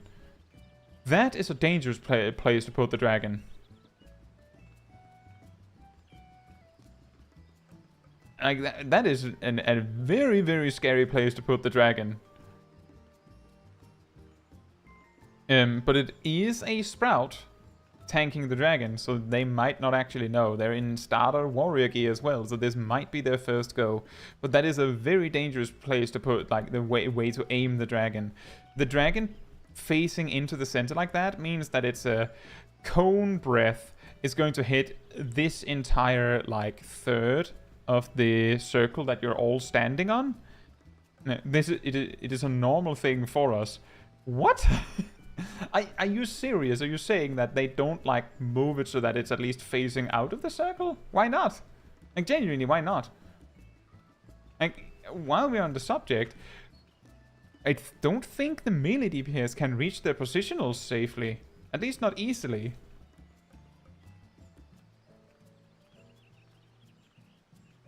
But I will say, in defense of this, that you have a much easier time picking up these if that was ever an issue. It's not. But more importantly, so the argument for why EU, and I'm guessing NA as well, moves the dragon like off into Narnia, oh, way up north, is because it gives more time to deal with the skeletons. Now, if I remember correctly, the skeletons take way less damage when they're running to the dragon corpse, and in most situations, the skeletons are going to make it to the dragon anyway. Like, if we just rewind that, when was the first time the dragon died? Around here, I think. So the skeletons come up. That was 3 bursts. And you saw how close they were. I'm pretty confident that on average, EU and NA will also see like 3 bursts. Because the thing is, because the skeletons, they're like doing a mad dash towards the dragon. You're not going to cleave them. You're not going to be able to AoE them because they're going to be like a meter or 2 away from each other. So basically we can't AoE them very well. So even though we have a little bit, like we have a second, maybe 1 extra GCD to deal with them, we still get hit by all of the skeletons. Most of them. What I'm getting at is that the only problem I can see with this strategy is face the dragon away from the center. Like, that's the only thing that I have, like, to point out, is that that's weird. Is there's no reason to face it into the center, I don't think. To just face it away. That is the only thing, because technically it doesn't make a difference whether it's way up north or in the center in terms of the skeletons. They're going to reach their destination anyway. There's a ready check. Everyone goes in. Usually the dragon is centered on the platform. Okay, so that was a sprout thing. Also, hey Lemon. I do think Gazel is winning. We've been going over some Black Mage footage and Gazel improved incredibly well.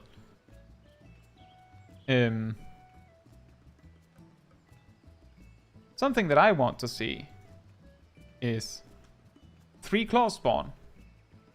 2 of them are already dead. The 3rd one reached its destination. Now it's dead. That's pretty good. Very nice. And then we have the flare, and also I just want to point out 34%. That's very nice. Then we continue. I'm going to guess, based on the HP threshold, that you're going to skip. Yeah. So, I just want to say in the defense of EU on that one, that wiping to the flare on that boss is like once in a blue moon. Like, that, the recent one where we wiped was the first time I had a wipe to that in at least weeks, possibly months. And I do Alliance raid roulette surprisingly often currently. So I'm just saying that it's not as bad as normally, at least. I would also say that yeah, really, genuinely, guys, it doesn't happen very often to me. I don't know if I have like a blessing on the other end, and the reason why we're having trouble is because Gazel's curse is stronger or something.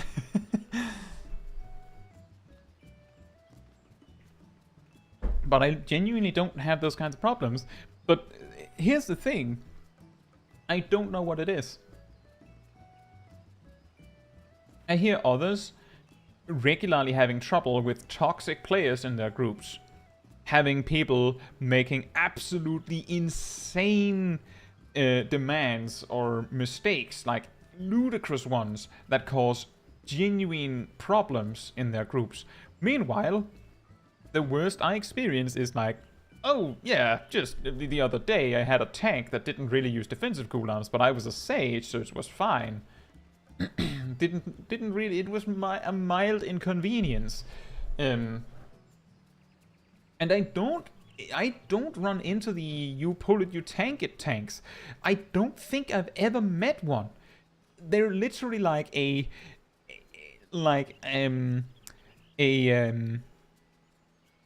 I've met one. Like one, ever. But I never run, like genuinely I rarely meet them. They're like a unicorn that I've heard stories about. So I'm like, well, if I met one, consider this. And when I say I haven't met them, I should say that I have heard from them.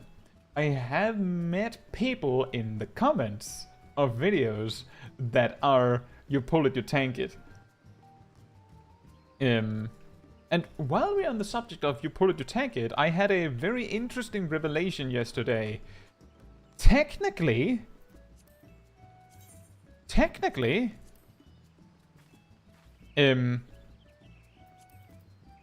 let me just see.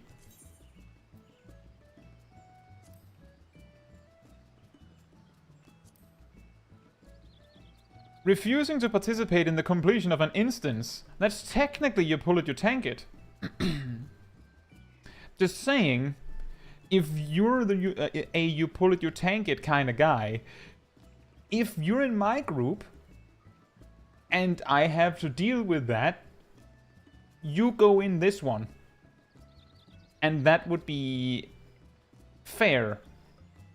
Then is the key thing why you pull it, you tank it is only okay, quote unquote, if the person who pulled for you did it maliciously and intentionally to mess you up. Like a DPS ninja pulling the boss, where it was obvious you weren't about to pull them, right? Things like that. But if it's a mistake, then you letting them die means that you are in the wrong. Because you didn't participate in completing the instance. You actually intentionally let the other person die.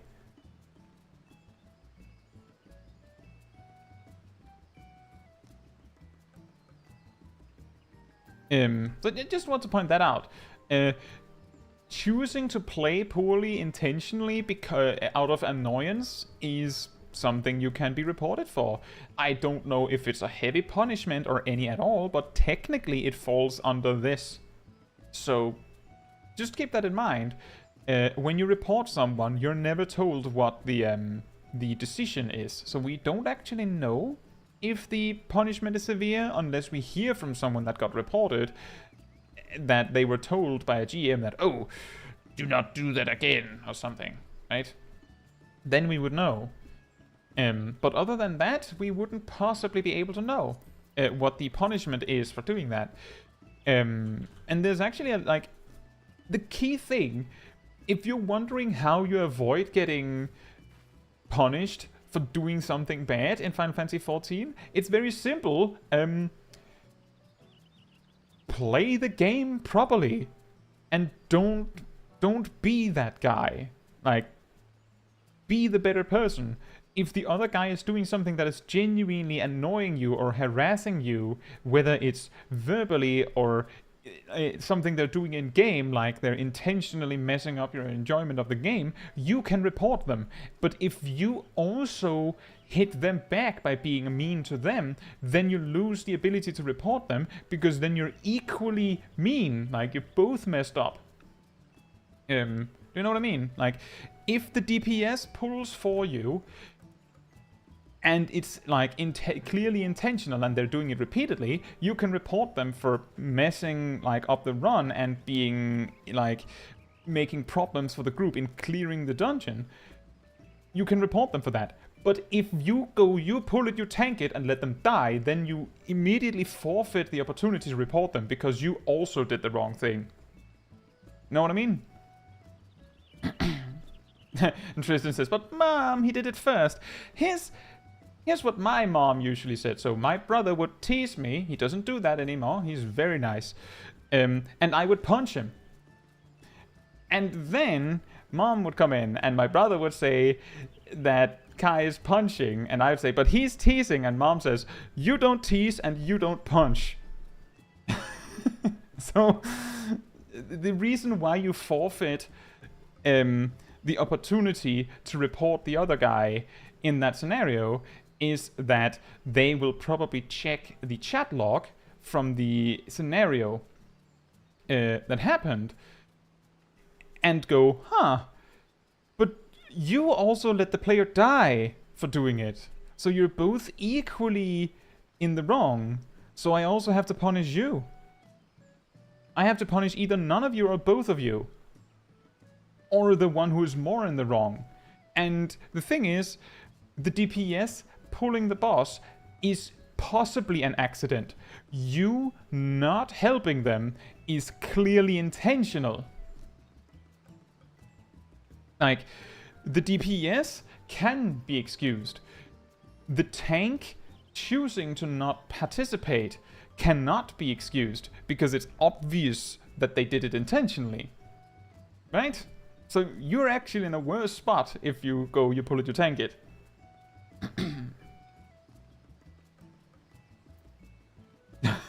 Lemon says, ah yes, you pull it, you tank it, unicorn. That's the next mount. Hey Gunsmokes, how you doing? Well, Coco. Hope you're doing well, Coco. Kai mom win. Well, I mean, my mom's a good mom. And she also sometimes watches these, so.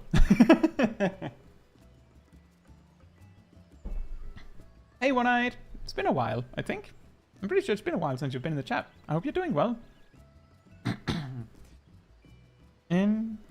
Alolan Jojo says, but what if I'm role-playing as the a-hole and staying in character? Gassel says, make sure you have the RP player status on. I don't think... I'm pretty sure that if someone... I don't know the exact ruling on this, but I'm pretty sure that if you zone into a dungeon... as a white mage, for example, and you have the RP tag on, and you open in Say chat by saying like, oh, I'm an old frail man, please don't rush too far ahead, I can't run, and you then stick to it and walk through the entire dungeon, I'm pretty sure that the other players are actually in their right to report that for the actually intentionally slowing down the run like that. Like, I'm pretty sure that that doesn't fly. Pretty sure. But if you get 3 players that think it's funny enough, then they might not mind, right? And that's the key thing, is that if you do something that isn't actually allowed by the terms of the game, but everyone involved is okay with it and doesn't report you, then it's okay. Like, for example, and this is a long time ago, in World of Warcraft, back in Wrath of the Lich King, some of you might have played back then. So back then, way back, at the start, when there wasn't even like a dungeon finder thing, I would usually do my dungeons with, like, I was a tank, I was a paladin tank. So I would group up with a friend of mine who was a shaman, a healer shaman. And he would, you know, be my healer. And then we would pick up some DPS from the guild or something. And then we'd do dungeons. Like, we'd just go through all of the dungeons on heroic, hardest difficulty, just to, like, collect loot, get badges, stuff like that.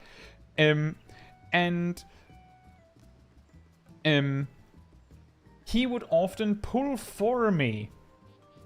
Like, he would just run ahead and pull more packs for me. And then I jokingly was like, you know what, if you pull more, I'm going to let you tank them. And he said, yeah, sure. Pulled more, and I let him tank them.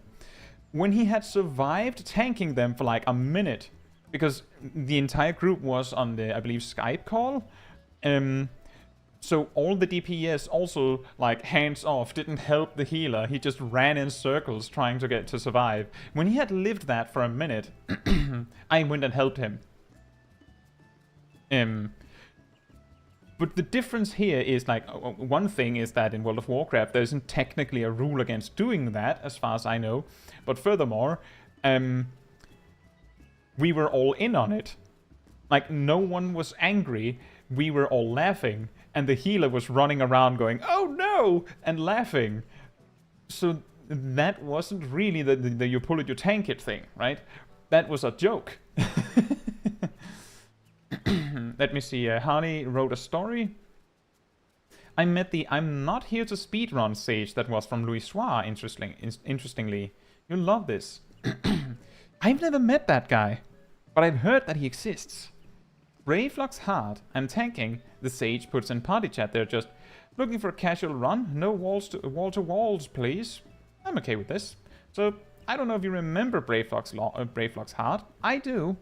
But there are like 2 mobs, then a small gap to another 2 mobs. I get to the second 2 mobs and they rage quit, typing, "I'm not here to speedrun dungeons, goodbye." Oh yeah, the reason I know about this guy is because it's like a troll that regularly is brought up on the Final Fantasy XIV subreddit. Like, I don't know what their deal is. I really don't know. Like, I don't know what they're accomplishing. Like, follow-up question to that, Harley. How long did it take you to replace him? Like, how long did it take before a new healer joined?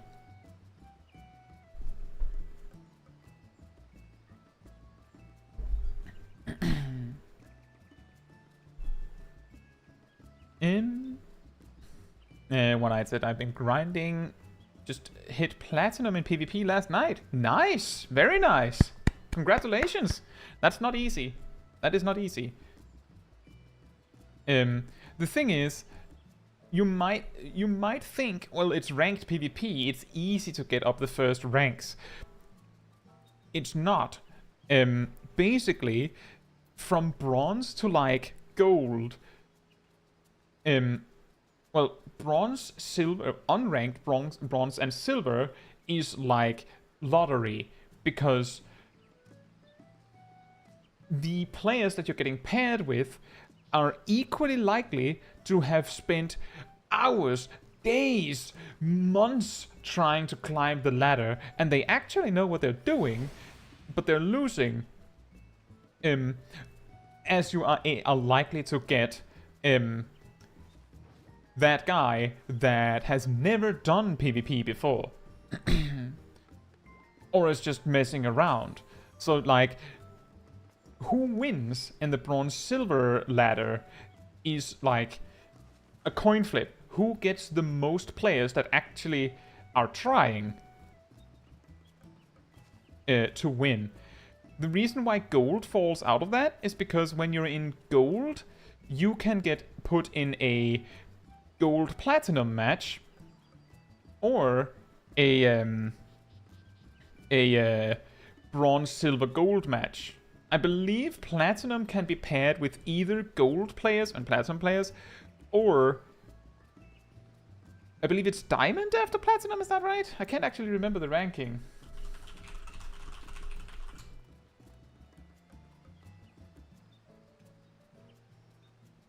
Yeah, diamond. So platinum can get paired with either gold players or diamond players, and gold players can get paired with either platinum players or bronze and silver players. So the key thing is you're not going to see a platinum player versus a bronze player. You're either going to see a match of bronze, silver, unranked bronze, silver, and gold, or a match of gold and platinum, or a match of platinum and diamond, or a match of diamond and crystal. And, well, you might also just see only one. Also, I'm really red, apparently. Just a moment.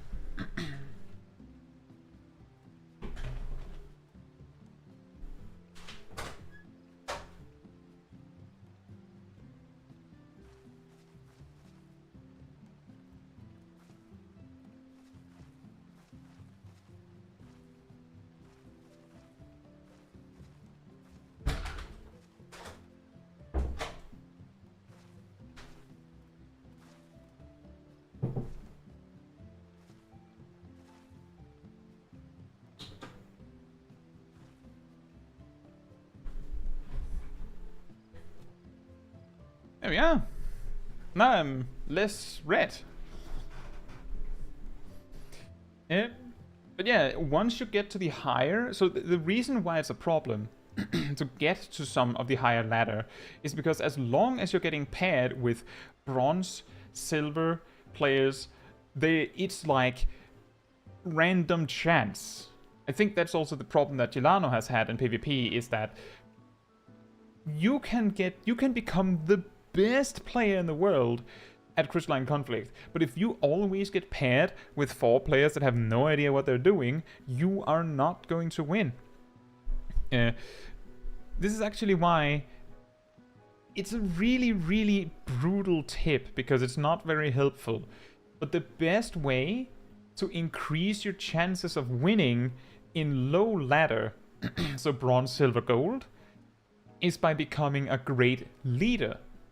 Now the thing is, you cannot force the players to actually follow your lead. But if you give good directions, and the players can see that you're giving good directions, they're more likely to follow your lead. And if you know what is the good choice, then your lead is going to lead you to victory. And if you assume everyone else in your party is bad, if you can just mildly influence them to do the right thing, you might win over the other team because the other team might not have a leader. Like, if you've ever experienced those, like, frontline matches where one of the three teams wins by, like, a gigantic landslide, like, it's just, like, Seal Rock, winner team has 700 points, second place has 200 points, and third team has, like, 0. There's almost a guarantee that there was a good leader on the winning team. There's also a possibility that there was a good leader on the other teams, but the better leader won. Like, most of the time when I've had those kinds of, like, landslide victories, it has been because my team had a good leader. So you have to become that in Crystalline Conflict to increase your odds of winning in low ladder. Like, key here is you're not increasing your performance by doing that. You're reducing the badness of your team by being able to lead them better, which is absolutely ridiculous and way harder than actually getting good at PvP is getting good at leading others in PvP. Like, it's the same with Savage raiding. If you're having trouble with everyone in the groups you're doing being bad, or you have like a static and everyone's making like dumb mistakes, best way to resolve that is by being a good raid leader. Show them what they need to do different. Point out the mistakes so that they can get better faster. Becoming the good leader reduces the odds that your team is bad. Becoming good at the game increases the chance that you're not bad. It's difficult. It's really difficult, and it's usually not the kind of advice you want if you're stuck in bronze. Oh, you just have to get good at leading others.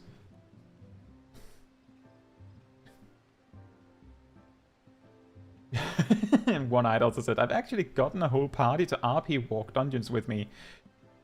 That's pretty funny. Not a pre-made. Hardy adds, tank called Techno Viking just RP walks the entire dungeon, but probably grabs and mitigates all mobs as he's going. And just smash cuts to the Techno Viking screen where they're using a mod to change their RP walk to like some sort of like shuffle dance as they walk. Oi, old man, increase thy pace, or feel the wrath of doggos behind your back. What? And Harley also added that the weird healer that complained was replaced in less than a minute. Sorry for taking that long to get back to that, but exactly. That's exactly what I expected, that it was like replaced.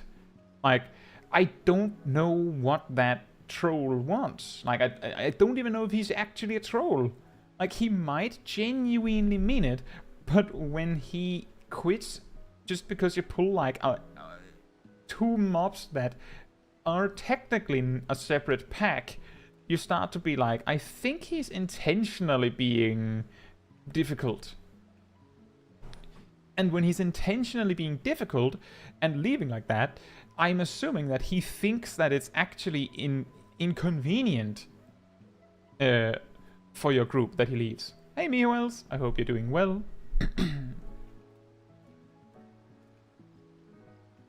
Let's see, Harley said... As I understand it, the no speedrun stage has multiple accounts with the same name, so they just bounce between accounts when they get locked out.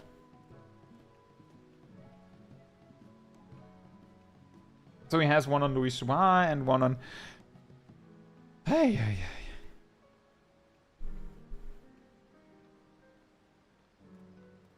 Well, I hope he has a lot of accounts. Because I think he's going to eventually run out. Exactly, that is a lot of effort to grieve, and a lot of money if they're, like, subscription accounts. And they are if it's a sage.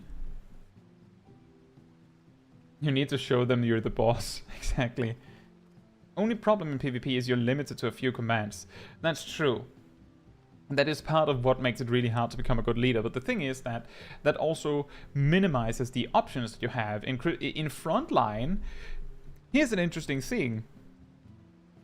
Have you in frontline had the move, like, we're not in a frontline map right now, but let's say you're fighting over here and then suddenly like a point spawns over here and someone does this, like just posts the flag so that people can click it.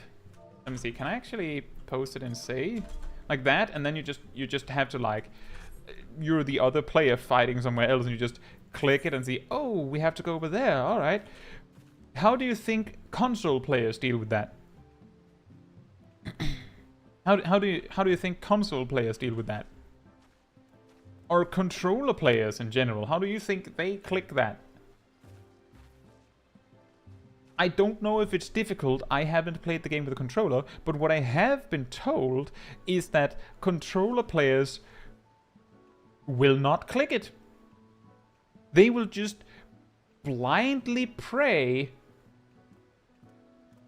that someone will write like a direction in English about 5 clicks. Can you click those 5 clicks while also fighting someone in PvP?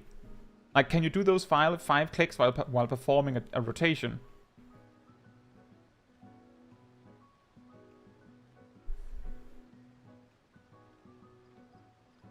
Or do you have to, like, go into the chat so that your buttons are actually locked up in the chat window instead? Skill issue. Probably one between GCDs. I'm guessing that it's difficult to do it compared to console play. Well, not console players. Mouse and keyboard players that will. You take your mouse in your hand, and then you just, while you're performing your rotation, whatever it is, you just go over and click.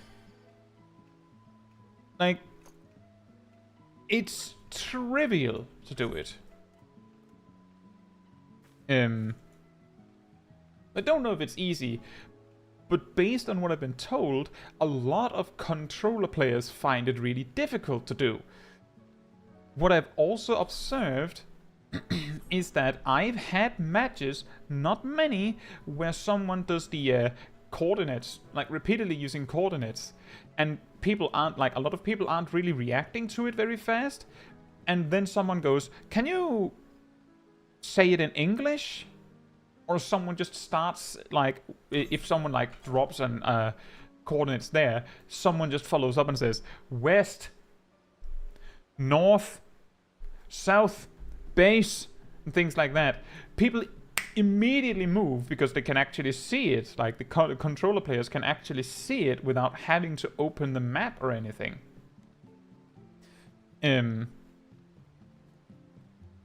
So you just see people reacting way faster. And the thing is, in most situations, the coordinates, yeah, they're going to tell you exactly which spawn, like which spot they're talking about. But in most situations, if you say west, there's only one thing you could possibly mean. Like, you're not going to, like, click some random spot in the middle of nowhere and say, let's go there. You're going to say, there's a spot there in the west.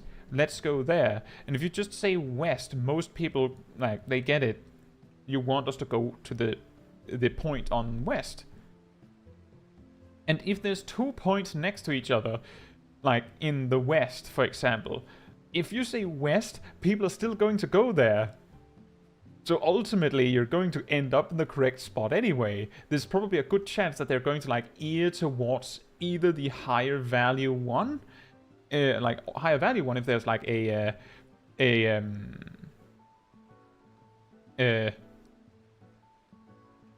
like a B or and A one in on Salakaya, for example, you go for the higher quality spot if you can. Or otherwise, if they're equal, you probably just go for the one closer to your base because it's safer. But the point is that you just say west and most people will realize what you mean. And they'll just also correct when they see where everyone else is going. Coco says, wait, you're telling me you don't know exactly where the coordinates are on each map? No. It's actually quite difficult. Like, if I'm trying to give someone directions on where something is on a map, I'm like, Google the quest, find the quest, see the coordinates, go in game, find the map. Oh, they're the coordinates. Right, I can tell them where it is now, because now I know where it is.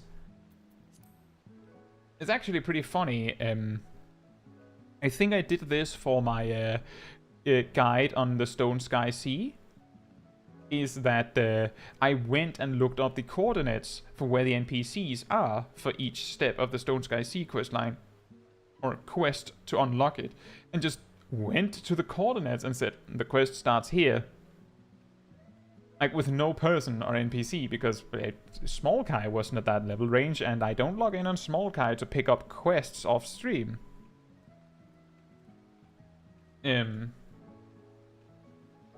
Go west. Life is peaceful there. One-Eyed says it's quick and very doable on controller.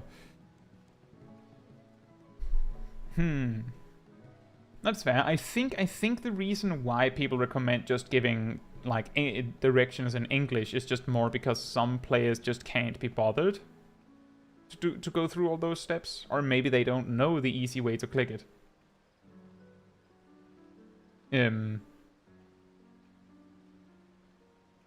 There's also the possibility that they're playing on an older controller.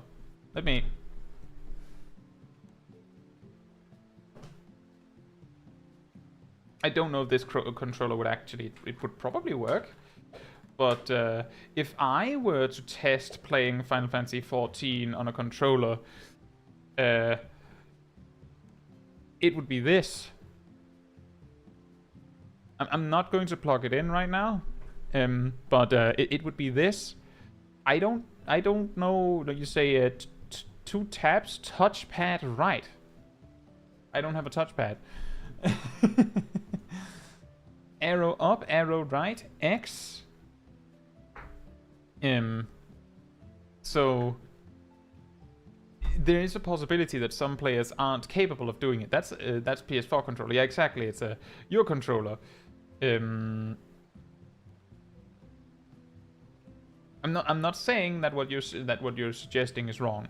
Just want to be clear. I'm not saying that you're wrong. I'm just saying that there's a possibility that someone is playing on a really old controller that doesn't have the extra buttons that you require to do that. That's what I'm saying. So even if it's easy, I've just discovered that if you use English instead of coordinates, people react faster. And that is actually also a lesson in leadership in PvP. In my experience, the good leaders tend to like just have macros for that. Like, they don't like write out a whole spiel to say, let's go west or something. Then they might have a macro for that, but they will usually just like have a macro for each cardinal direction. And then maybe like specific information like pull back, sandwich, which I think is funny. I think it's hilarious that you can have like some sort of army commander looking guy being like, let's charge to the north, fall back, sandwich.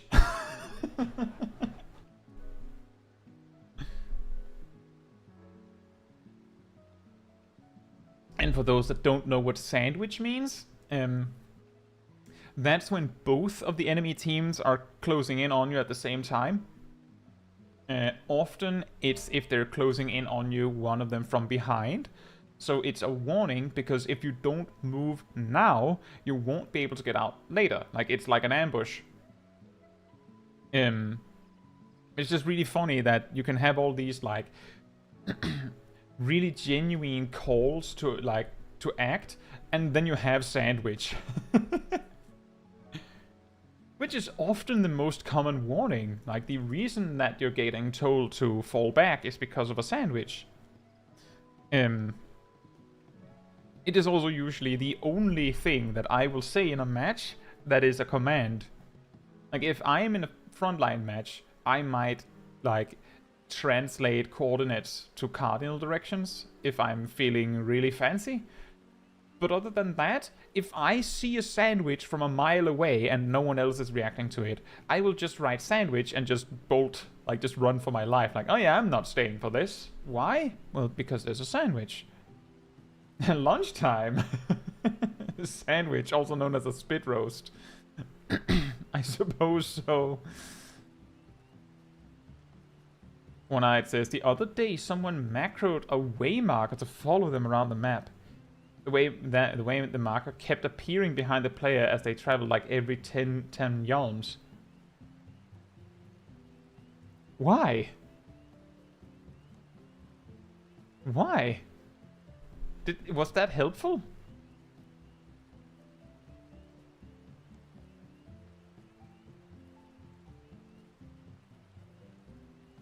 Expected us to follow. Did you two questions. No, not at all. Okay. Because my follow-up question was, if you followed, did it work? The only way marker that I've seen be used in frontline, typically, is putting down a marker in the color of your team, right outside your base.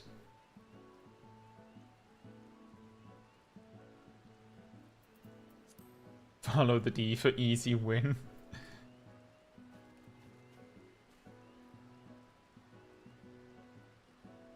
I can't remember their name. There was this one match in Onsalakai I had with someone that they had like a really like fitting name of something like Commander or something like that. And they started the match by making it clear that they were going to lead us to victory. And they gave orders almost all the time. Like, not like excessive orders. What they would do is like, exactly when something needed to be done, they called it. And every time a point spawned in the middle, you know, in Honsalaka, there's that big pedestal in the middle that each team has to run up a staircase to get.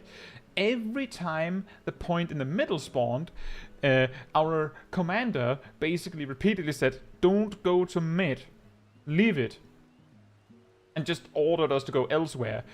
Incidentally, every time a point spawned in mid, we gained a significant lead, because while the other teams were just murdering each other in the middle and not getting anything done, we were getting most other points on the map.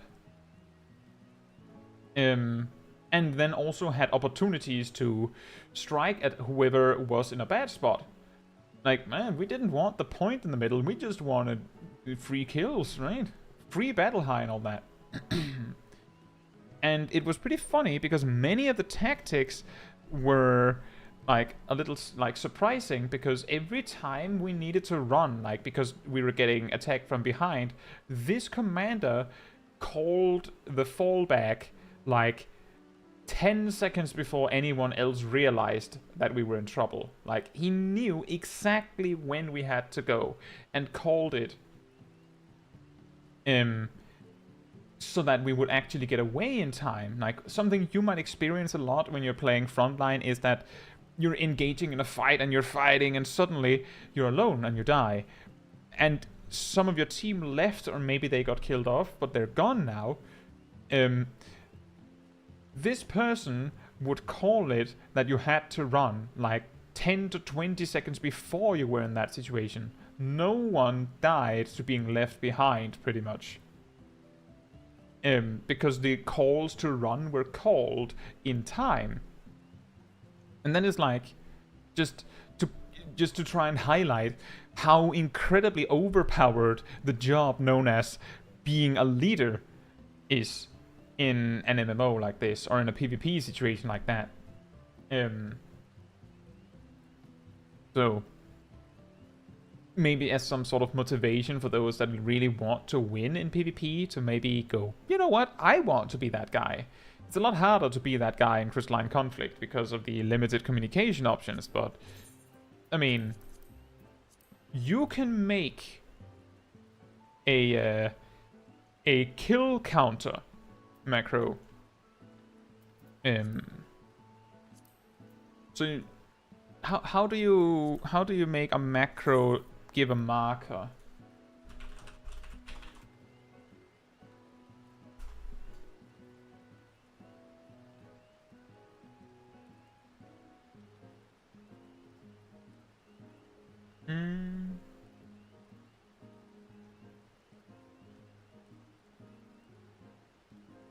I don't know it off the top of my head, so I'm not going to try, but you can make a macro that uses this call on your target, or even on the target of your choice, and then have it count down, like give the person the target attack 5, then 4, then 3, then 2, then 1, and then have like another attack call, for example. And that way you can have like a 5-second countdown for everyone to just drop their nuke on the enemy. And the thing is that you can do that. I might look into doing this later, but you can make a macro like that. I've seen people use macros like that, and incidentally, usually the Crystalline Conflict matches where I've had someone on my team that did that, we win. And the reason for that is, so most jobs have a button that is somewhat as powerful as this. 12,000 damage on one click. There's like 3 jobs in PvP that has over 60,000 HP. So if you know we're all just jumping this guy when that counter reaches 0, then your white mage is just going to go Miracle of Nature. Aflato's Misery. That's a 1/5 of their health, and they can't do anything because they're a Miracle of Nature for 2 seconds. And then you just see like the warrior come flying in from the side with Primal Red. That's only 8,000, but now we've taken 20,000 of the potential 60,000 damage. You see the machinist come in with the analysis drill. Boom, 20,000. Now they're down to 20,000 HP if they were at 60,000. And hey, the black mage might have foul in the chamber. 16,000. And then, I don't know, maybe you have a dragoon that just high jumps them. Dead. So everyone just jumps this guy on 0. And if you've ever experienced in Crystalline Conflict that out of nowhere all of the enemies just run and you're dead. Like somehow they all knew to press the button. It might look like cheats. There is a genuine possibility that it is, but it is very possible to do this legitimately with a 5-second countdown. It is very, very possible. So just keep that in mind.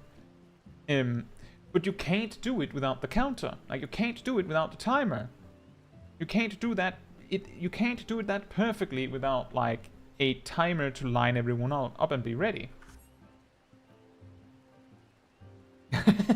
Mewell says, simply communicate by Morse code in Crystalline Conflict.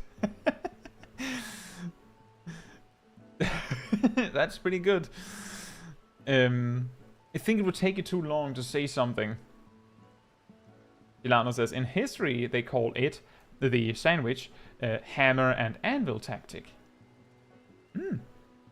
That makes sense. That is also a more reasonable thing for a war commander to scream at the battlefield than sandwich.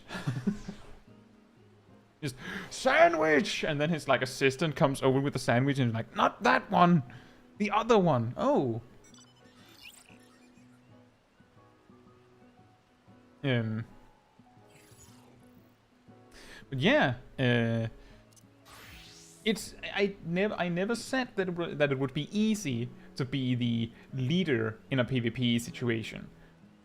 But in frontline, the strongest player to have on your team is a leader. Like, if none of the teams have a leader, then the team that wins is the one that has the 4-man pre-made that knows what they're doing. Because they're going to win every exchange. If no one has that, then it's just the team that happens to have the most, like, decent players. But if you have a commander, or a leader, whatever you want to call it, they just, like, increase your odds of winning just in general. No single job can do that.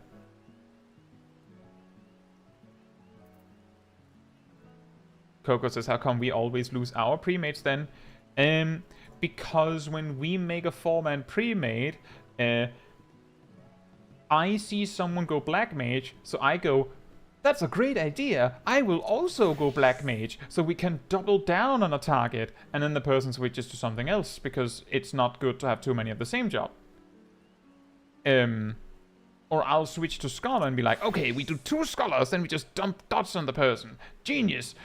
It's pretty funny, because I'm not saying that there's something wrong with that. I'm not saying anyone made a mistake. I didn't even mention it when it happened. I just went, oh, well, I'm changing something.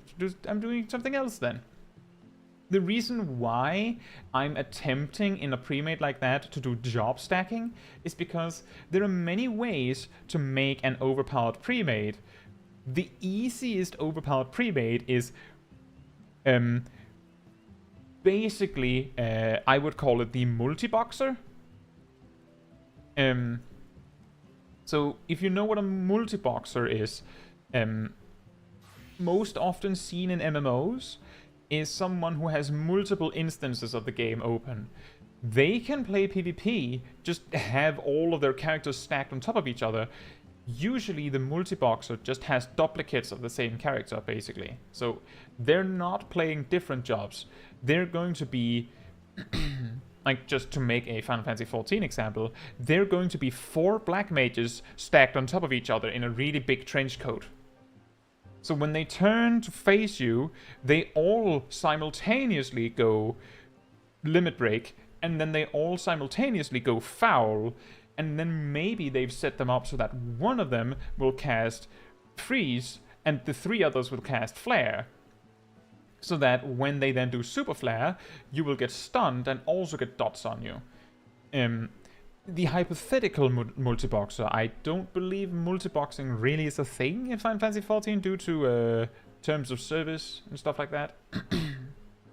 But the logic here is that this is the hypothetical perfect scenario, but if you're 4 players and you're all 4 are black mages, then the 4 black mages can just agree, like on voice chat, go, I'll do the ice stuff, you guys do the fire stuff, and then you just see the 4 black mages like simultaneously turn to face you. Like you see all 4 of them target you at once. And then you see them all simultaneously, 3 of them casts fire and 1 of them casts blizzard. And then you see 1 of them cast blizzard 4 and 3 of them cast fire 4. And it's all on you, only you. It's very overwhelming because it's basically like fighting one guy, but all of their attacks do quadruple damage. And that's really hard to deal with. The reason why one of the most common job stacking strategies is 4 Dragoons is because if you use Sky Skoggle, that makes your attacks do 25% more damage. Sky Shatter does, let's see, 32,000 if you get the person in like the eye of the storm, like perfectly on the nose. But that's actually 40,000 if you have Sky Skoggle's buff, Life of the Dragon. So that's 40,000 damage. Now, in Frontline, all melee jobs take 50% less damage. Hey Ryan, I hope you're doing well. All of the melee jobs take 50% less damage. And if you have no battle high, then you're doing 40,000 divided by 2, so that's 20,000. But if you're 3 or 4 Dragoons, you can do 60 or 80,000 damage just all at once. Meaning that anyone you manage to land that Eye of the Storm on, dead. No counterplay. They're just dead. Like, if they use guard, that is the counterplay, but if you land that, they're dead. And that's why one of the pre-mates you might see is 2 or 3 Dragoons and a Dark Knight. Because the Dark Knight can use Salted Earth to draw you in, which actually displaces you, which means that you can't use guard because you're in the middle of being dragged. So if you're not guarding and the Dark Knight uses Salted Earth, now you're dead. Because the Dragoons can safely dunk on you and you will not be able to dodge. You're just dead. And the reason why it's 2 or 3 Dragoons is because with the Dark Knight there, you're unlikely to escape, and then they can add like an Astrologian that can use extra gravities for extra slows and binds to eat up your Purify, or they can play cards to make the Sky Shadows do even more damage, or Celestial River to make it do even more damage. Basically, the Astrologian can make it so that 2 Dragoons is enough to do the combo, and the Astrologian just offers more utility than a 3rd Dragoon. So that's why one of the classic frontline pre-made combos is Dark Knight, Astrologian, 2 Dragoons. But if you're not coordinating, then it doesn't work. If you're not coordinating, it's way easier to just go, we'll just all play the same job. Because the fact that you're all playing the same job, if you all have sort of an idea of what you're doing, then you're all going to do the same thing. Like, if you have 4 machinists and they all know what they're doing, they're going to naturally use analysis drill on the same person. Like, they know who to kill first. So they'll automatically hit the correct target with no communication. And that's why job stacking can be really good in frontline. And that is also why, as I said, one of the winning strategies is just have a 4-man pre-mate that knows what they're doing.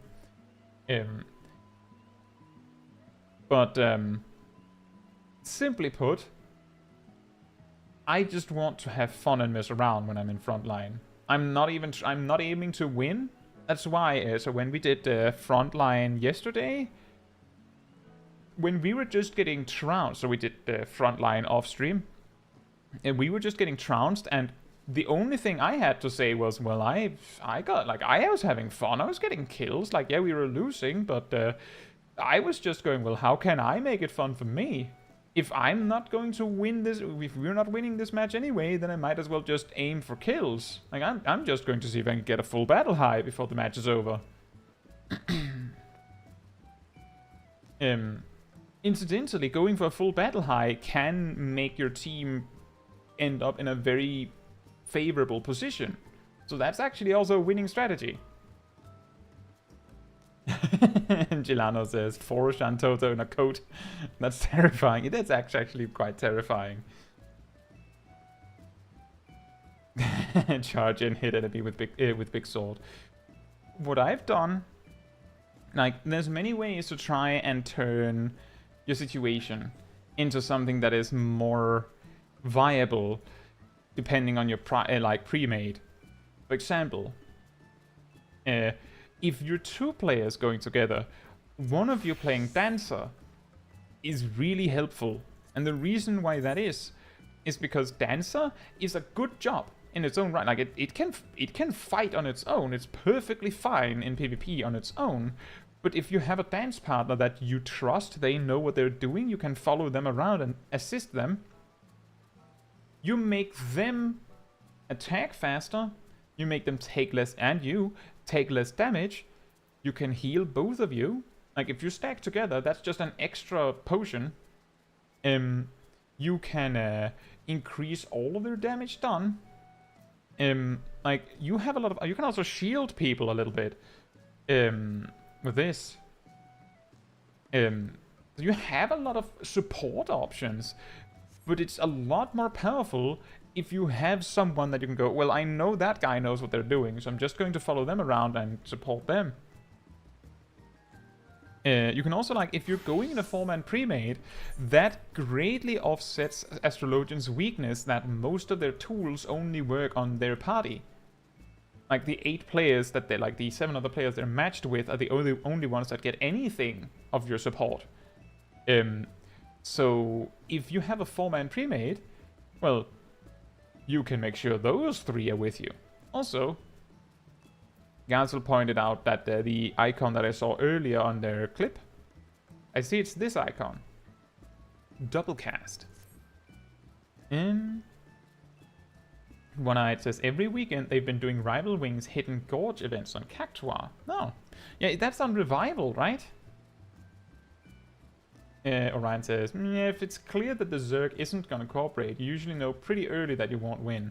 Yeah, so that's what we were talking about before you came, Orion, that the victory condition in frontline is like, if you have a good leader on your team, then there's a way higher chance you're going to win. If none of the 3 groups actually, none of the 3 teams have a good leader, then the team that has a good 4-man pre-made wins because they have like the super champions on their team and the other teams don't. And if no one has that, then it's just the team that can randomly has the best players on average that can, you know, like blindly find their way to victory. Alright,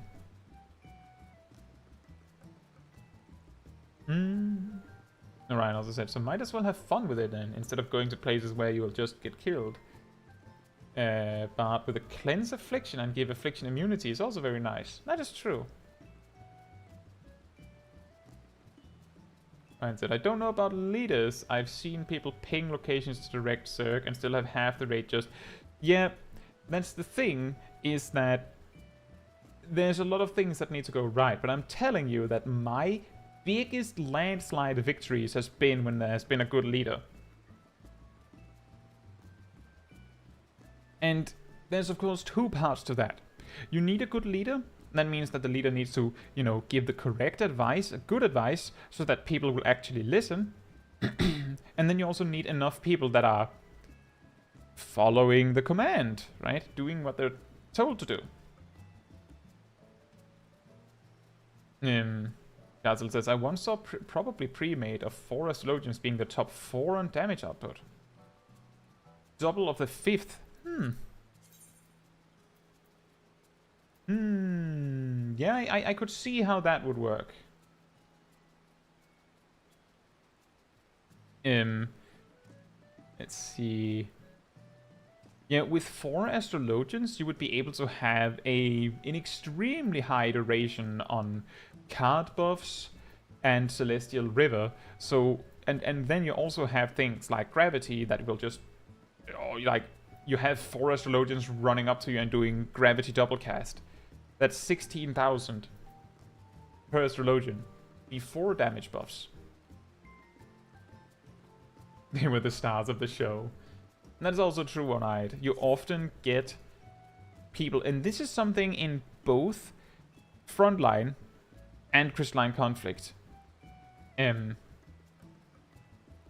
It's much less common now in Crystalline Conflict when they buffed the amount of Frontline XP you get for your series. In the first season of Crystalline Conflict, there was a lot of players that were doing Crystalline Conflict just for the XP, the series XP. Which also meant that if you're doing casual Crystalline Conflict, it was very common, too common, to see AFKers. The people that would join into a match and then just leave the computer. Or console. Just leave and not even try. Because if you lose... I've talked about this before, but... if you're only in Crystalline Conflict for the series XP, a win is 900, a loss is 700. A win that takes you 5 minutes to get is less than 200 XP per minute. A loss that takes you under 2 minutes to get, because you weren't even trying, is like over 300 XP per minute. So technically it is, if you're only interested in the series level, then the most effective strategy is to just let the enemy win. But, and we talked about this a little bit earlier with reporting, don't AFK in PvP, you can get punished if people report you. Ryan says there's nothing linked to PvP rank apart from titles, right? I believe that is correct. There's only the titles. Just the titles for the PvP rank.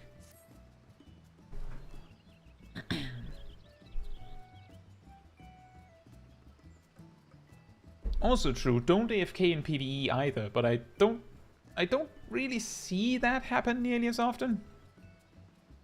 Weirdly, the only place I've seen people actually AFK in PvE content, like, too many times for it to be, like, an accident, is in Delubrum Reginae. Now, that was during Shadowbringers, when people were farming relics, and the most effective way to do that for a significant portion was spamming Delubrum Reginae. Now, there's a key reason why they were AFKing in Delubrum Reginae. You cannot vote kick people in Delubrum Reginae.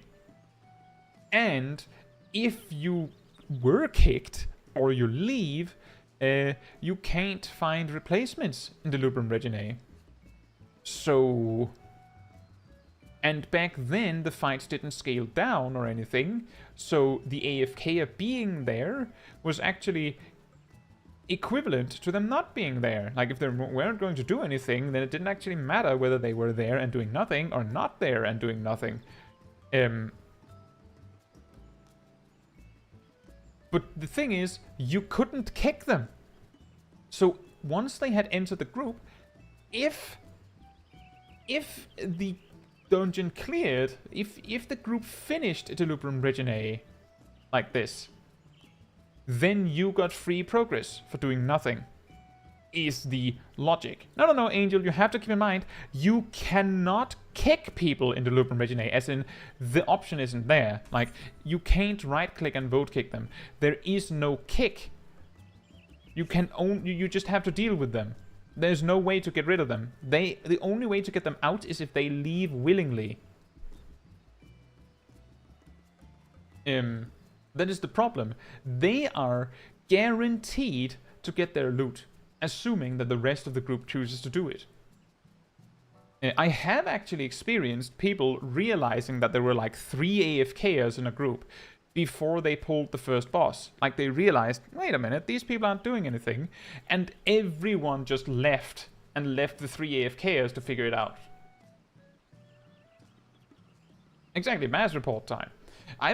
When I've discovered someone do that, I've also just announced, oh yeah, this person is AFKing, everyone report them after the run, right? But the sneakiest move I've seen them do is...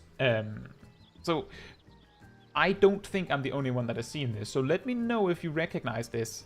So the first boss on Delubrum Reginae, very early in the fight, he'll do a knockback that shoots you off into the... Like, if you don't stand up against the barricade, you're probably going to die if you don't move out of the thing you get pushed into.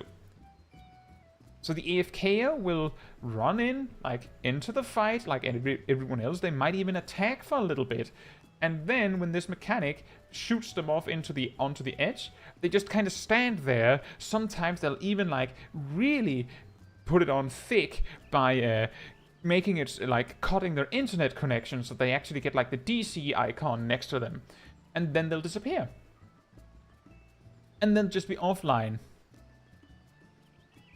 That can happen. Like, that can genuinely happen. So, not reportable, right? What is unlikely is that they almost always reappear sometime during the final boss. Like, just in time to get their loot.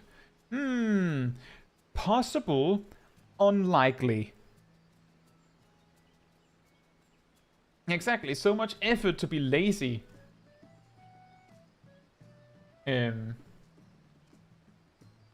Jesus. Kaisos.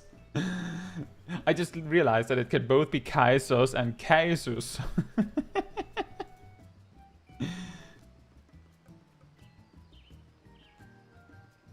But yeah, it's the way I went about it is that if I suspected that they weren't like genuinely DC'd, I would report them anyway, because it happened too often.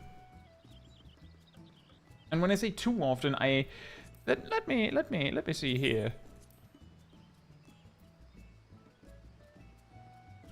1, 2. I think that is also one of those. 1, 2, 3. Should be 0. Should be 0.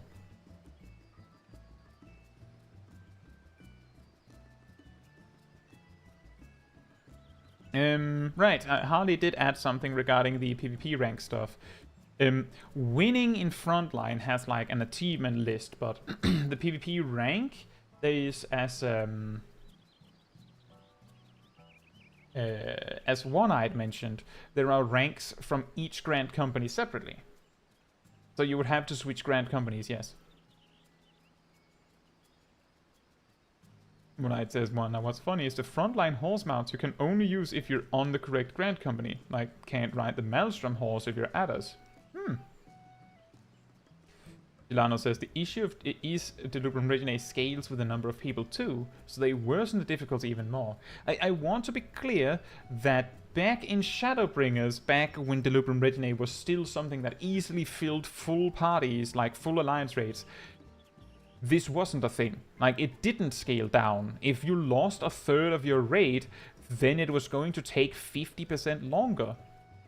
Like, I had this experience where we had genuinely like 8 people missing.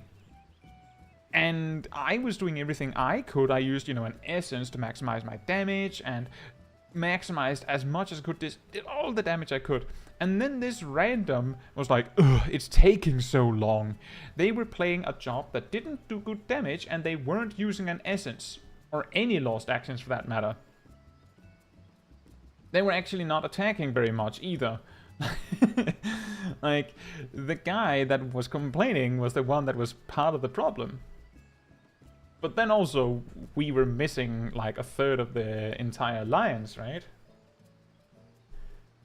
But nowadays, Delubrum Reginae fortunately scales. I hope AFKers in Delubrum Reginae is not as common anymore.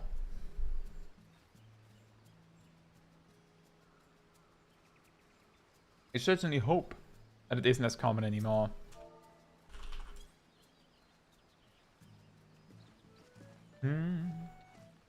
But yeah, it is quite incredible that people would go to such lengths to just be lazy. Like, I don't know even, like... I had like a few weeks ago, I think, maybe a month ago even, I had a match in Shatter. I had a match in Shatter where, I think I actually mentioned this on a previous stream. I had a match in Shatter where really early we got stomped into the floor because we got basically both of the other teams just like teamed up against us, putting us way in the back. And someone just went like, ah, now we lose because, and then said some things that I'm not going to say on stream. And the next thing I saw them just AFK auto-run into a wall for the rest of the match. So I pointed it out, like just announced it. It's really hard for us to turn this match around when Name is AFKing. Kind of a shame. And we lost by like 30 points. Like, if we weren't a player short, we would have won. So I reported them. And even mentioned that we probably would have won. In the report. Like, it's a shame too. We would probably have won if they hadn't been AFK. So, yeah. Don't give up. Never give up! You might just turn the match around and win. Yeah. Don't AFK in PvP or PvE. Try your best. You might not be good at it. You might not be good at PvP or PvE. Like, whatever job you're playing, you might not be good at it. But if you're not trying, you're not getting better. Try your best. Give it everything you have. Be nice. Then no one has any reason to report you, first of all. And you're in your best position to say that you tried your best. And then you won't have any regrets about that. You tried everything you could and you lost. One-Eyed says, is doing the sweep emote on top of someone reportable? Yes. Yes.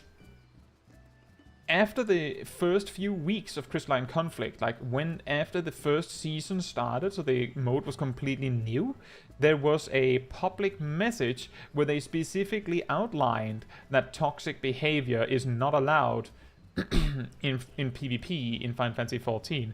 And some examples they gave was it's not okay to spam sit on someone's corpse, and it's not allowed to sweep it, and it's also not allowed to throw fireworks at it.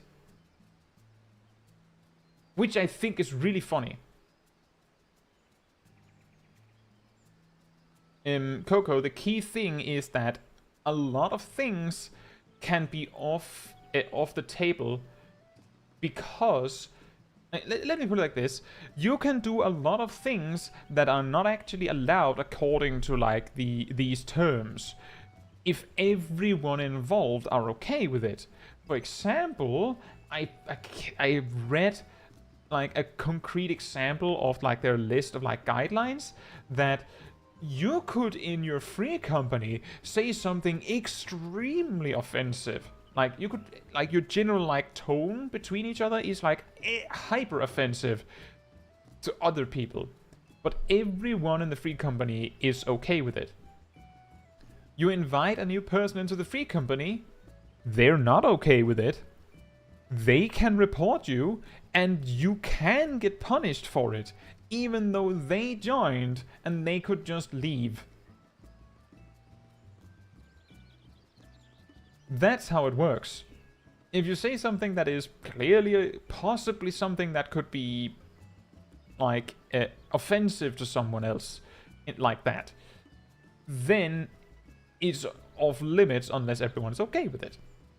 Like, for instance, it's pretty normal that people do the thing, like if someone does the play dead emote in Limsa Lovensa, it's pretty normal that if they go AFK, they come back to like 8 people sweeping them. That's a different context. In PvP, it's clearly malicious, it's clearly meant to tease the opponent and get them riled up. It is clearly meant in a toxic way. That's why it's completely off limits and not allowed. It's basically a case of bad sportsmanship. Squat them. You can't squat them either, Ryan. Another thing that is reportable in Crystalline Conflict is spamming commands, like spamming the quick chat. That is also something that your team can technically report you for if it seems toxic. So if you've ever had those spam nice job, nice job, nice job when something goes wrong, yeah, go ahead. Report them. But that is also like the key thing that I've said when people have been in these kinds of annoying situations is, yeah, you can report them. The question is, did they annoy you enough to warrant it? Like, for example, we talked about earlier, the random weirdo in a dungeon that decides they want to RP walk through the entire dungeon. They're not hurting anyone. It's maybe a little bit annoying. They're not hurting anyone. Does it matter? Are you okay? Do you need to report them? Like, do you need to report them for RP walking through the entire dungeon? Did you have fun? Wasn't it kind of funny to have this weirdo in your group? Did the fun outweigh the annoyance? Then don't report them. Just like if someone throws fireworks at your corpse in Crystalline Conflict, you're probably more surprised than annoyed. Or impressed even than annoyed. so you might not report them, right? So the thing is that there's a lot of things you can report people for in Final Fantasy XIV, but you don't have to report people every time you see them do something that is reportable. Like, take it on a case by case. Yeah. And double shots this. I like that Final Fantasy isn't toxic. I agree. Even if sometimes you might be able to argue that maybe the reason is because the terms that we play on makes it very difficult to be toxic. I think it's better than leaving the door open and then the community becomes really toxic, because negativity breeds negativity and it only makes the problems worse.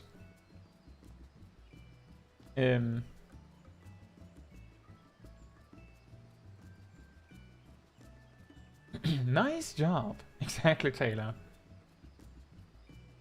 Let's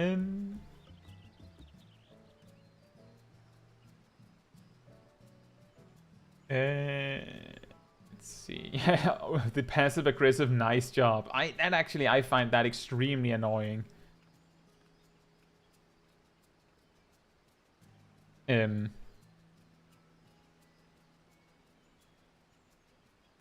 I get that. Let's see, Doubleshot says, I reported one guy for being really rude and aggressive, and that was the only time I've ever had to. I've pretty much only reported people for AFKing. Because I've been lucky that usually the people that are really rude aren't rude enough to warrant being reported for it. Like, genuinely, my entire report history is basically people refusing to play the game.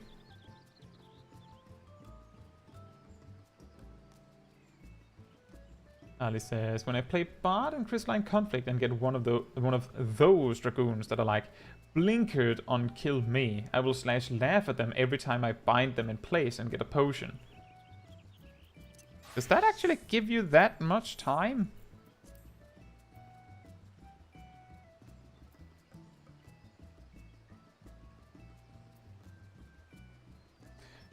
You know, it would be really... I think the funniest situation you could get from that is that you have to remember that if you see the Dragoon backflip, if you bind around a corner, right?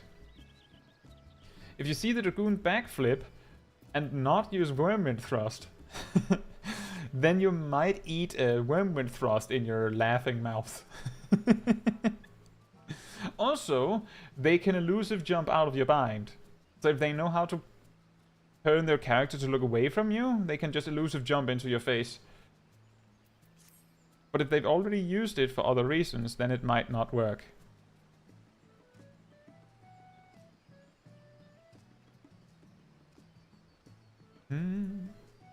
Coco says Crystalline Conflict should be open comms for both teams. I think that would be a terrible idea. I believe there's 2 reasons why Crystalline Conflict doesn't allow any chat communication. I believe the first reason is that the matches go so fast that you don't really have time to talk anyway. So, like, just to remove that whole aspect, they just disable it. The second one is that they remove a huge amount of the potential toxicity by disabling chat, which is then resulting in people just spamming nice job instead.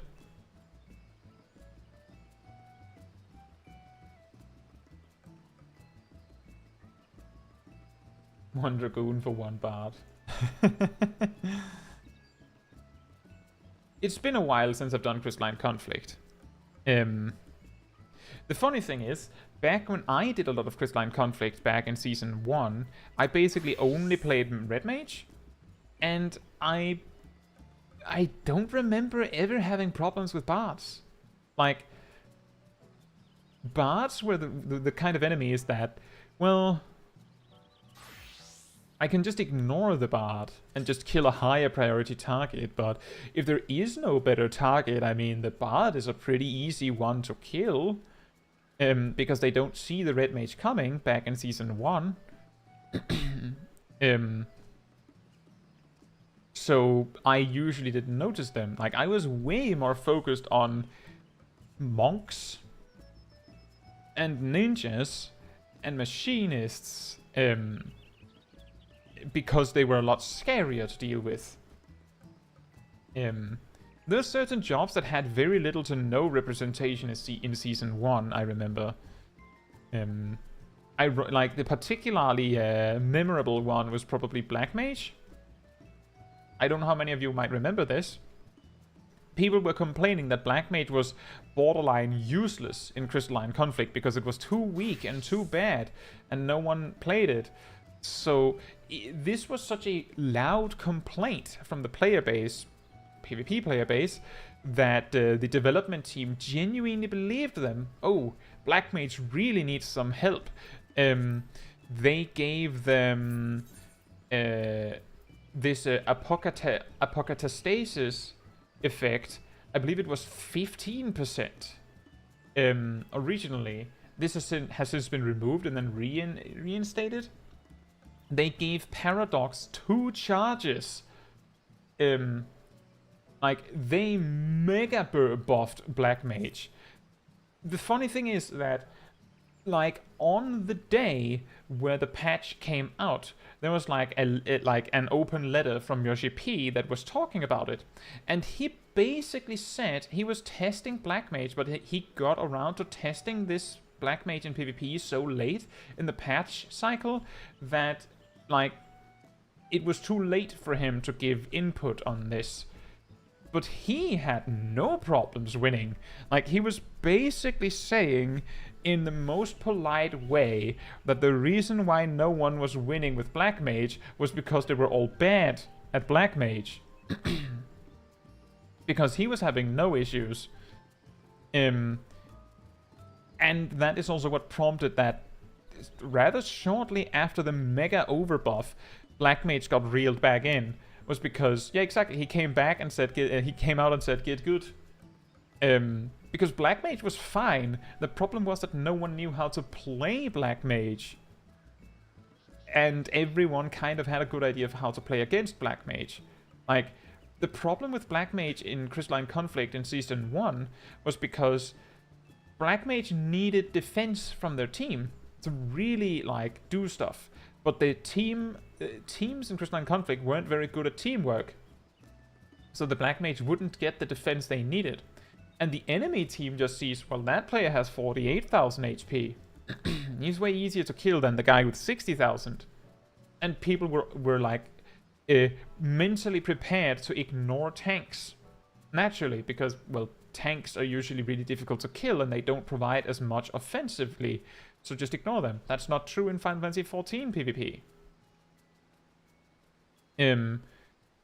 So, because people weren't teamworking very well, the Black Mage had to play around that fact. And presumably, Yoshi P knew that.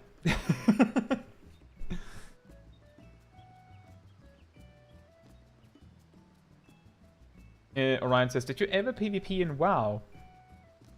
Not really. Not really. A little bit. In Mists of Pandaria, when I was playing Monk, I discovered that Mistweaver was incredibly easy to play PvP with. And was incredibly busted. So, just to take the short version, so that we don't talk World of Warcraft, for those that can't follow. Mistweaver was a healer specialization for monks. So there, it was a healer. They had a special passive ability that said when you get stunned or crowd controlled in any way, so think Crystalline Conflict for a moment, crowd controlled in any way, you become completely impervious to everything for 2.5 seconds. I believe it was 2.5 seconds. And that had a 10-second cooldown. So every time you got stunned, there was a 2.5 second period where all the attacks people just threw at you just failed. And if they managed to pace themselves and wait, they had 7.5 seconds to kill you before you could do it again. And a lot of stuns, as soon as diminishing returns started, your stuns wouldn't last longer than the immunity. So you would go, okay, I'll stun, boom, 5 seconds stun. So the Mistweaver is stunned for 2.5 seconds where you can actually attack them.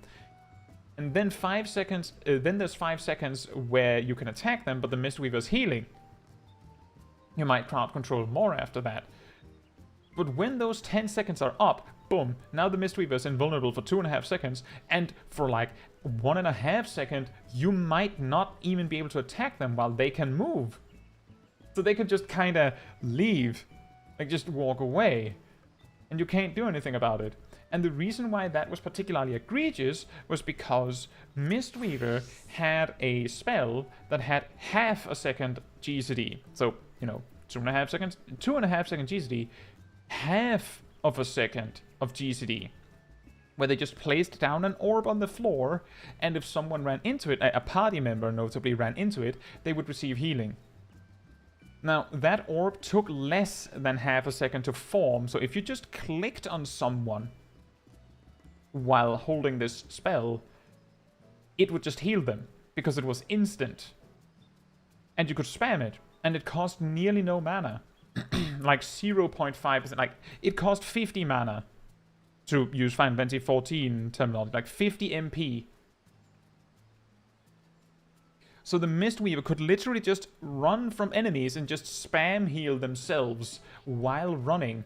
And normally, the limitation of healers in PvP in World of Warcraft is, yes, they have instant healing tools that they can use, but they have cooldowns and limitations, so at some point, the healer has to cast something, and you can interrupt that. And if you interrupt it, you can lock the healer out of healing for 5 seconds or more.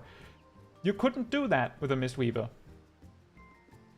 Not only could the Mistweaver just peace out of combat for 2.5 seconds whenever you stunned them, but when they came out, they could just go full health, and there was nothing you could do about it.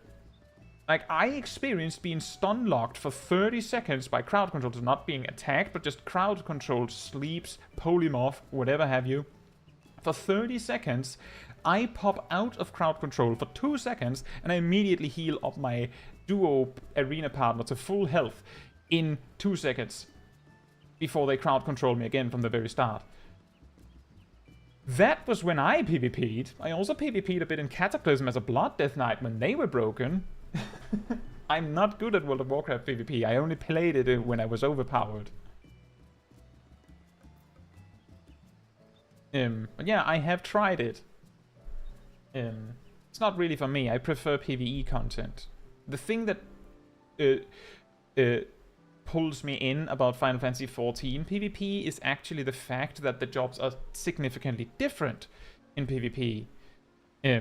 That is what motivates me. If all the jobs were just like they are in PvE, then I wouldn't like it.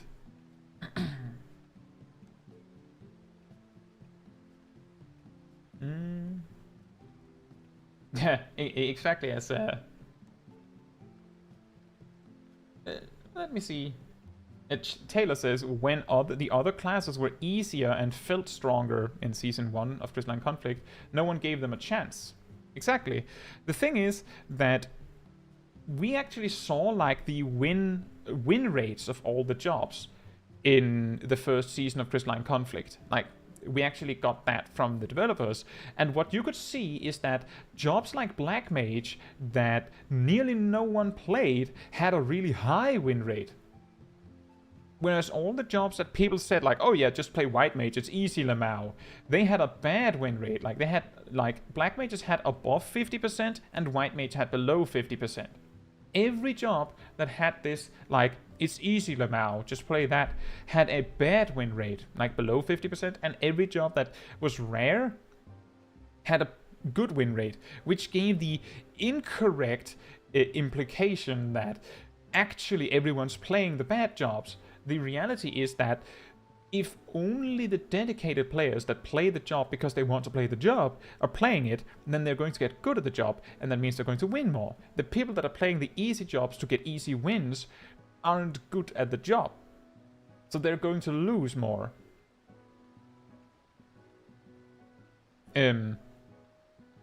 So, and then there's also like the surprise factor. Something that I noticed with Gunbreaker actually is that Gunbreaker was almost non-existent in Season 1, as far as I recall. And that meant that most people weren't entirely sure what Gunbreaker could actually get away with and do, which also meant that when you met a Gunbreaker at anything below like bronze, like if you met a platinum, diamond, or crystal Gunbreaker, you were in trouble, because that Gunbreaker knows how to play against your job, because it's a common one, but you have no idea what the Gunbreaker is going to do, because no one played Gunbreaker. It's the same as like if you're playing like a strategy game or like a card game or something, and you're using something, a less common strategy, then you have an advantage because your opponent isn't sure what you can do. Also true, Gunbreaker's good now. And a lot more common. But in Season 1, it was really rare in my experience.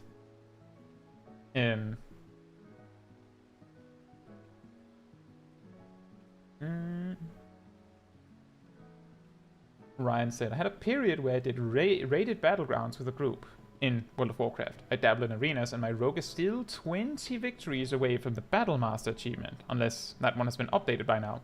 Don't know. Yeah, that is rough. I only ever like played a tiny bit of raided arenas. I had a friend in when I like started at like gymnasium many years ago. Like I changed server to play with my friends then. Only one of them actually played with me, which was really sad. But when I was picking up Mistweaver like that, he was like, well, I can play Retribution Paladin and I know how to play PvP, so all you have to do is survive. And just like support me when I'm marking someone to kill. And usually we would go into a match and he would immediately delete one of the enemies, and then it was a 2v1. Or we would lose. Usually nothing in between.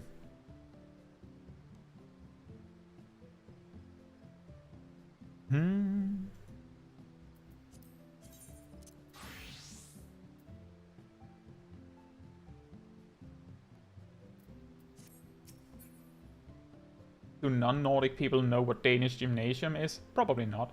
The gymnasium is somewhere around high school. Somewhere above that, maybe. It's where you go before you go to university. Also, hey Skullwolf, I hope you're doing well. So, in Denmark, you have like grade school, which is 9 to 10 years because the 10th year is optional. Then you can go to like a practical education, like educate yourself as like a painter or an electrician or whatever. Or you can go to gymnasium, which is 3 years. There's also like a fast gymnasium that is good enough for certain like additional education, which is only 2 years. But usually what you do with a gymnasium education is you use it to get an even higher education. Like there's no jobs that specifically require gymnasium. It's usually like you use it to prepare yourself to get even better. So the common thing that you do after gymnasium is you could, for instance, go to school to become a teacher. That's around 4 years, I believe. Or you can take like a university degree, which is, you know, first you have the bachelor's degree, that's 3 years, and then you have the master's degree, that's 2 years. And, well, I have a master's degree in mathematics, so yeah, nerd alert, everybody.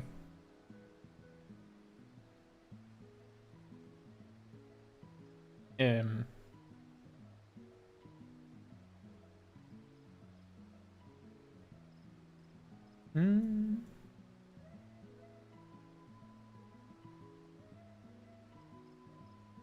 suppose, yeah, like one of the gymnasiums you can go to is specialized in trade, actually.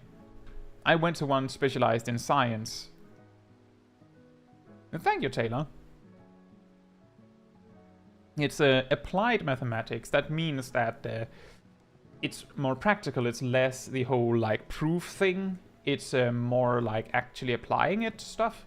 Like, for example, sitting down and calculating exactly the average potency value of the 1, 2, 3, 4 combo of Dancer using statistics and math.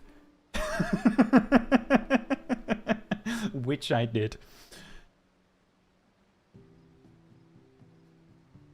Exactly, it's useful math. Proofs and stuff in math is also useful, but it's useful in a different way.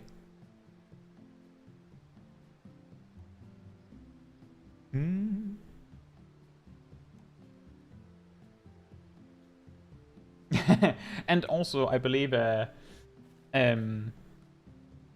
it was an elective. Yeah.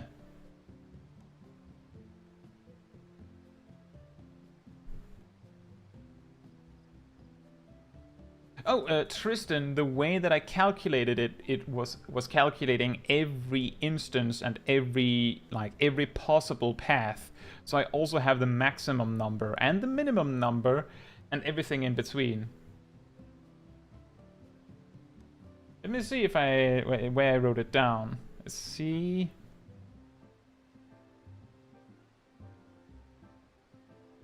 The potency of the 1-2 Dancer combo, which we all know, is 250 potency on average, because it's 220, 280, average 250. If you get every single proc that you can, so 1 becomes 3, 2 becomes 4, you get a feather from both 3 and 4, and both of those become Fan Dance 3, then the average is actually 455. Just add like a cool 205 extra potency. And if you also include the saber dances that you would get from this, then the absolute peak is 458.26.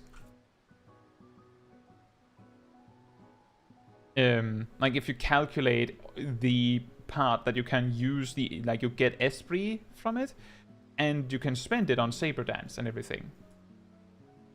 It's it's not super simple to calculate that, because it's amounts of GCDs and stuff.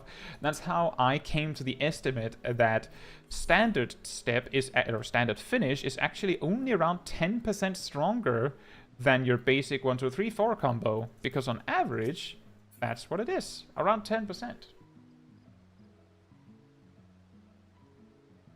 One-Eyed says, so can you do the Stormblood Alliance raid mechanic? I have never failed that mechanic. There's also like math robots in Boja, and I've only failed those once because I missed the fact that there's one of those like forced march kind of mechanics. So I moved to the correct spot, and then the boss forced me to run away from it. But I only did that mistake once. But I don't fail the math robot, because I know what primes are. And I'm pretty sure me who else knows that too.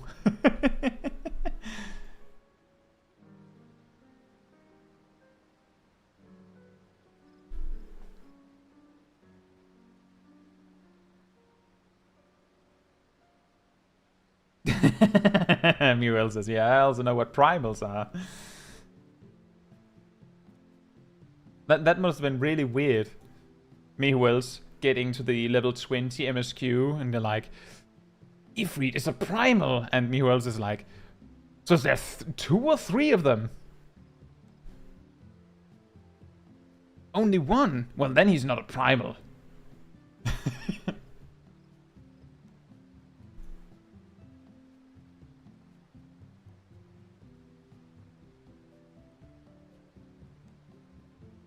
One is a prime number.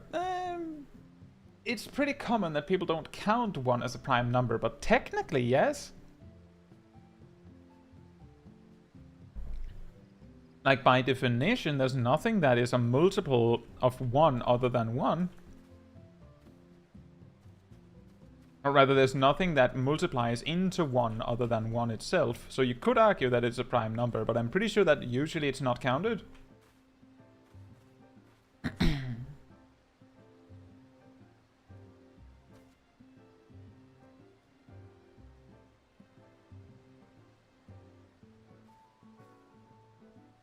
But yeah, math.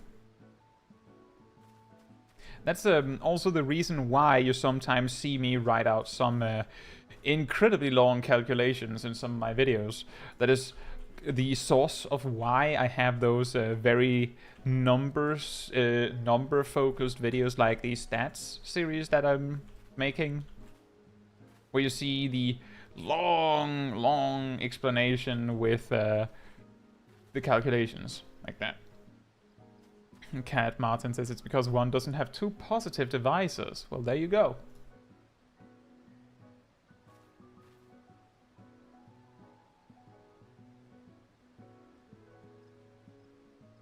See, a prime number is a natural number greater than 1 that is not a product of two smaller natural numbers.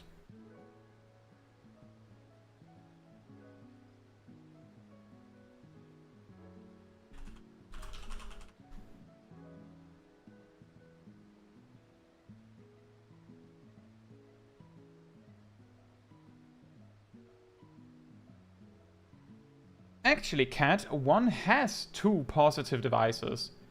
It's 1 and 1. Because if that isn't an acceptable option, then 4 is a prime number, because it has 2 and 4, right? Or does it have to be unique two positive divisors?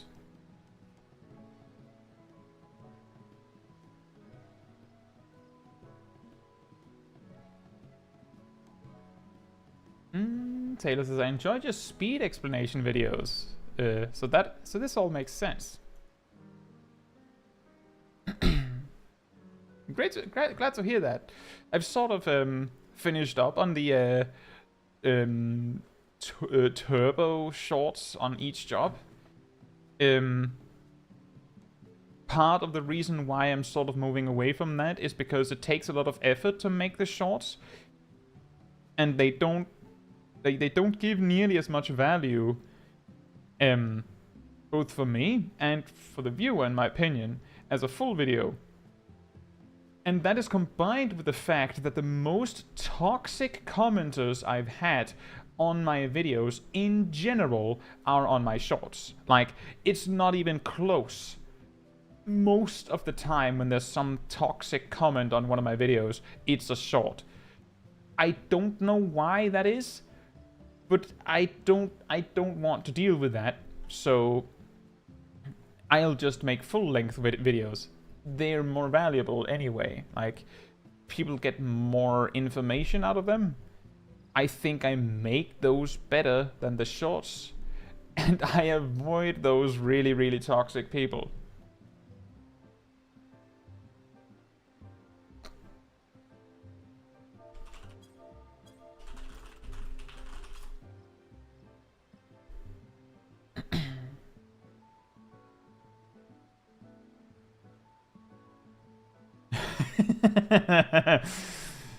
Any number is a prime if you lavish them with crystals and gorge them on ether.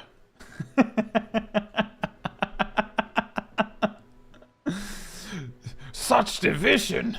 This was not my multiplication. That makes no sense. But close enough. But yeah, the point is that among the primes, 1 is usually not included. I think the more that it requires at least 2 unique divisors is a pretty good way to explain it, Cat. It's just significant. To add the unique part, otherwise it can get really confusing. But yeah, 2 unique divisors is a good way to say it, because if you say it like that, then you don't have to include that 1 isn't a prime, because it isn't a prime by design. Like, by construction, it won't be a prime because, well, 2 is a prime because it's divided. It has 1 and 2 as a divisor. And 3 is a prime because it has 1 and 3, and 4 is not because it has 1, 2, and 4. Like, it has to be exactly 2. Unique devices to be a prime, because 1 has to be one of them. And because 1 only has itself, then it excludes itself by that restriction. And yes, that's a little bit about how proofs and stuff and definitions and math works, actually. Taylor says, I've also sent the tenacity one to a bunch of friends to explain how tenacity works. You explained it way clearer than I've been able to. I've also heard someone that said that I managed to explain how monk works in 1 minute, where that person failed to explain it in 15. I'm pretty proud of that I can actually explain something very briefly in enough detail that it can be helpful to someone.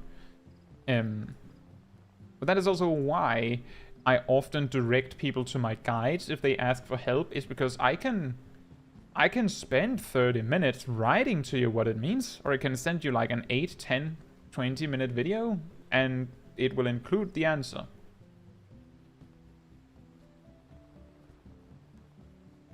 But the tenacity one is actually one of the hardest ones, because logically, tenacity is good.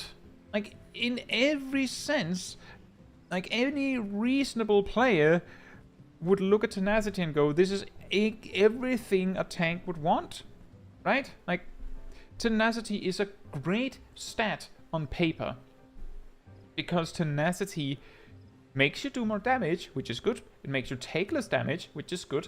And makes you heal more, which is good. And then you get told that tenacity is bad, because it increases damage worse than other stats, because the only stat that ends up mattering ultimately at the end of the day is damage. Which is just weird with Final Fantasy XIV. Harley says, I have a question about something I have never fully understood. Pets, pet potency, and what counts as a pet and why. Pet potency is the way that people say, oh, a pet does like somewhere between like 80 and 90% of welcome back, Antila, of the damage that a player does, is actually a very simplified answer. I looked into it for my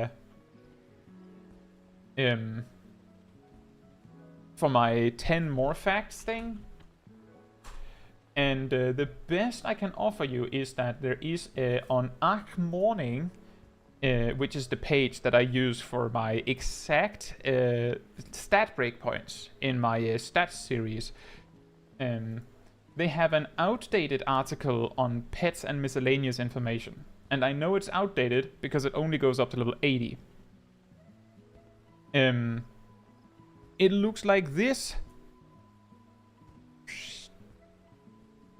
So, let me give a particular example just to outline it. Why people just say it's around 80 to 90% of the damage of a player is because pets do not receive the party bonus. So that's about 5% there sometimes. Depends on your group composition. They don't inherit the hidden main stat bonus traits from players. They used to be there, I believe. That's back in the day, you got like every few levels you got a trait that says you just get bonus dexterity or something. Don't get that. They do not inherit racial stats from players and may have separate racial stats. While they inherit the main stats and substats from gear, they all have base stats and stat modifiers separate to players. So just to give an example of how absolutely ludicrous this can get. Living Shadow receives the racial stats of a Midlander, regardless of the Dark Knight's race. So you can be an Aura, Ryan Aura, your Living Shadow is still a Midlander, as far as the game is concerned. Like Bunshin, Bunshin up here says the only Bunshin receives the same racial bonus the ninja receives. The only difference is that it has a 100 dex modifier instead of a 110 dex modifier. This means it begins with slightly less attack power. And the Dark Knight has the same problem with Living Shadow. It uses 100 strength modifier instead of a 105. Its attacks are always 300 potency, and unlike the Dark Knight, it is unaffected by tank mastery, so it uses non-tank attack. So tanks have like a vague tank mastery skill that says here that it gives a bonus to damage dealt based on your strength attribute. So basically, all of these pets listed here, so not these, have some weird, absolutely ludicrous stat calculation for how their damage is calculated. The easiest way to figure out exactly how strong your pet is by just going over to a striking dummy and going, well, this is the amount I do when I do 300 potency. And then go, and this is how much Living Shadow does when it does 300 potency. And then say, oh, that's 15% less than me. That is the only way to do it consistently, and the problem, as you can see, that is not even consistent because the party bonus doesn't affect it.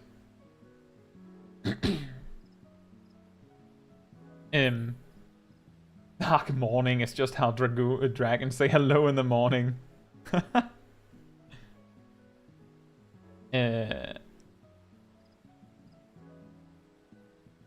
Let's see, Taylor says, logically, with the tenacity thing, and that's the problem with it being a great stat on paper, when the problem is the design philosophy has to include people who don't use tenacity, pure damage wins out. Exactly. If you don't need the damage reduction, then it's worthless. It's the same with piety. If you didn't need the MP, then it didn't do anything. And Gelano says, I am in this video and I do like it. The 10 more mechanics video. Gelano helped with a lot of things in that video. And Taylor says, random stupidity I just encountered. Free... Huh? Oh. That is a little weird. Free weekly games of Epic Games still show the windows to show that you can't reimburse the game after 2 weeks. Huh. So Coco says, I did not know Ninja had a pet. For some reason, Bunshin is a pet. I mean, Earthly Star is a pet. So, basically, to Harley's question about what counts as a pet and why, what counts as a pet, something that is literally a different entity counts as a pet. What qualifies as a different entity, Living Shadow is a different entity, Eos is a different entity, Earthly Star is a different entity, Bunshin is apparently a different entity. So, by that logic, we could assume that Liturgy of the Bell is a pet.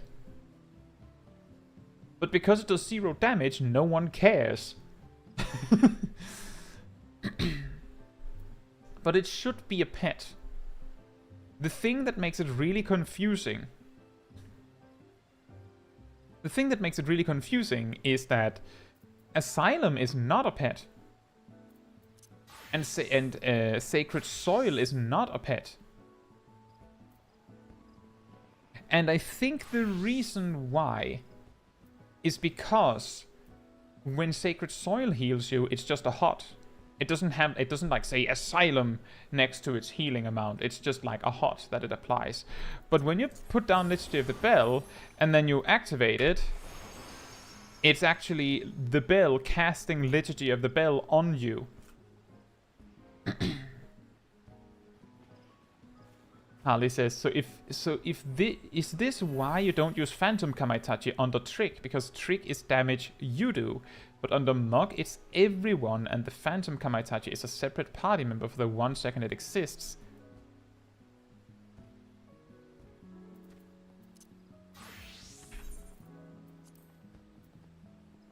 $600 minus 15%, 510,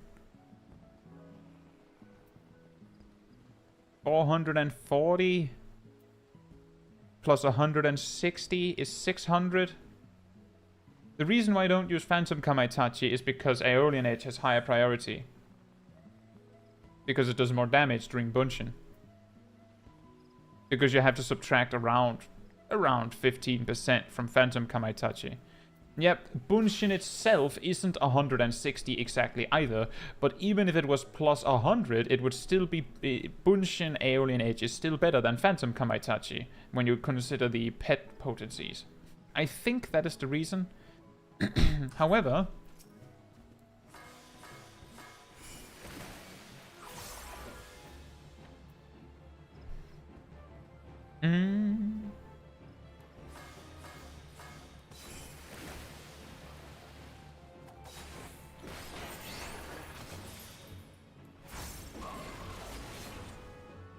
$16,000. Remember that. 16,000. If Phantom Kamaitachi does not benefit from Trick Attack and Mug, then it will still be 16,000 when I use Phantom Kamaitachi with no damage buffs in a moment.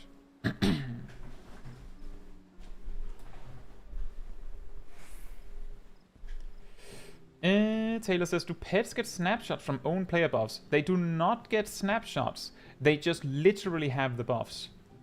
I think personal buffs are different.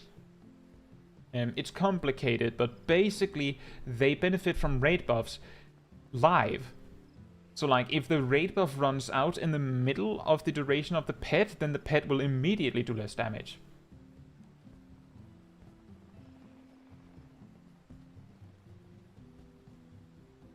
Cat says, as someone who likes numbers, do you play any triple triad? Not really. I just don't find it that fun.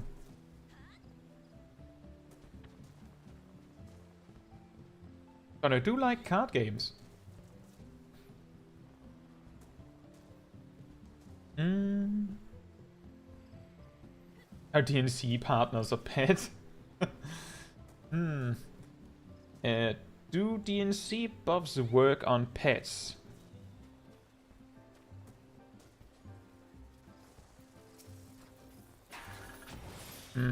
Right, let's test this. And it's a direct hit. I'll be back to you in a moment.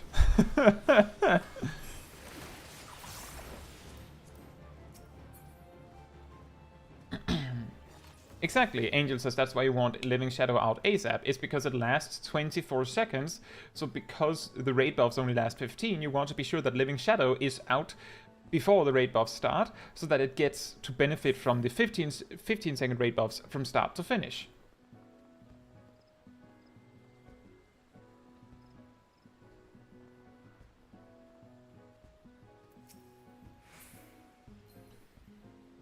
It's fine, Insila, I'll wait. But you're right. One Night says, any take on taking in itemable best in slot versus sinking down high itemable gear for older ultimates? 1 second. Angel says, I know Dragon Sight doesn't work on pets. That answers the question about dancer buffs. That means that the standard finish buff and devilment will not affect the pet either. Because it means that because it's a personal buff, it will not be shared with your pet simultaneously.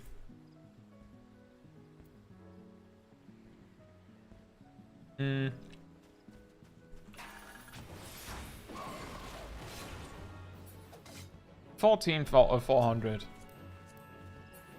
That is significant because that means that it's 10% less. It could be a variance thing, but it did 10% less damage, not 15. So it could be that it doesn't work with Mug.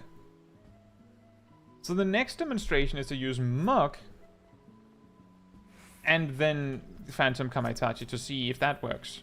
It should work, because it's not increases the damage taken from your party, it's increases the target's damage taken, so it should work.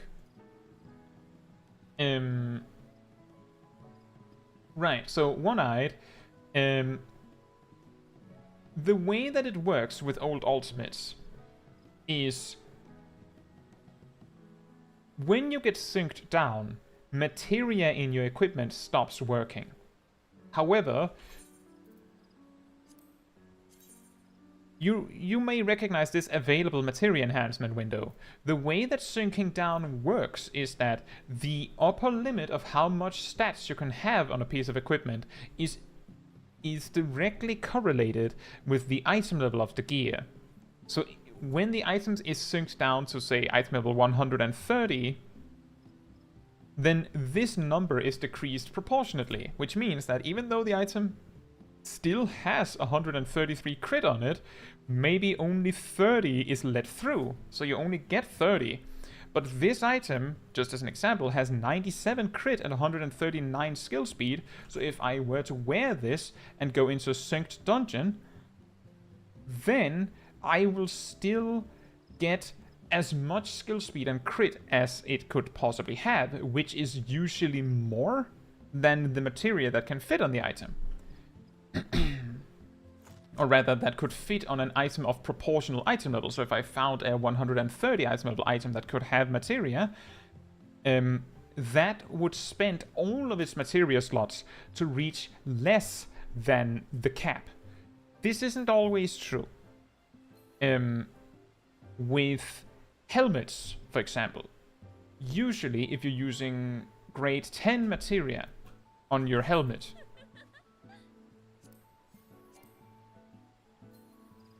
oh right, augmented.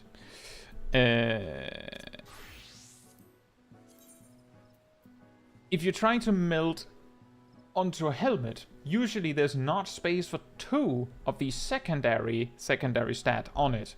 So you have to do 1 and then something else. So if you have the perfect stat combination on the item, then if you had like a level appropriate item for the ultimate, it would usually be better to have materia in it, because you would be able to have slightly more stats than just like the 2 stats fully capped out.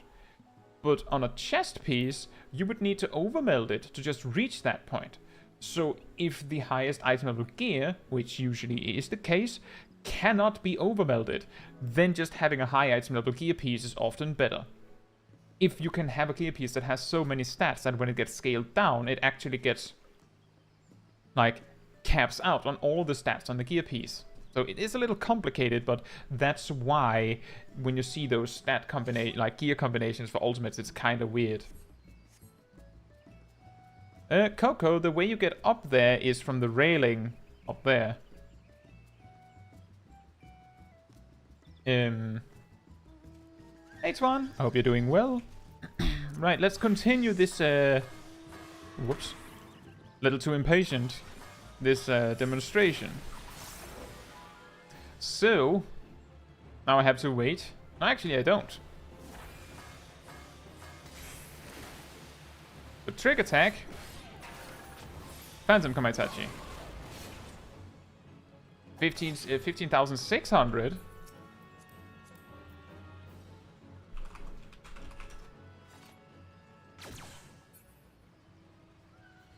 It might be a variance thing, but I'm relatively confident that both Mug and Trick Attack works with your Phantom Kamaitachi. It seems that Trick Attack works, and there is no reason that Mug shouldn't work. To put it absolutely clearly, Mug is the only alliance raid buff because it's put on the enemy and not your raid. So actually ninjas would be able to, like, if you had enough ninjas in an alliance raid, you would be able to have like a permanent 5% damage bonus for the entire raid by them just like metering them out. You just need 6 ninjas to do that, by the way.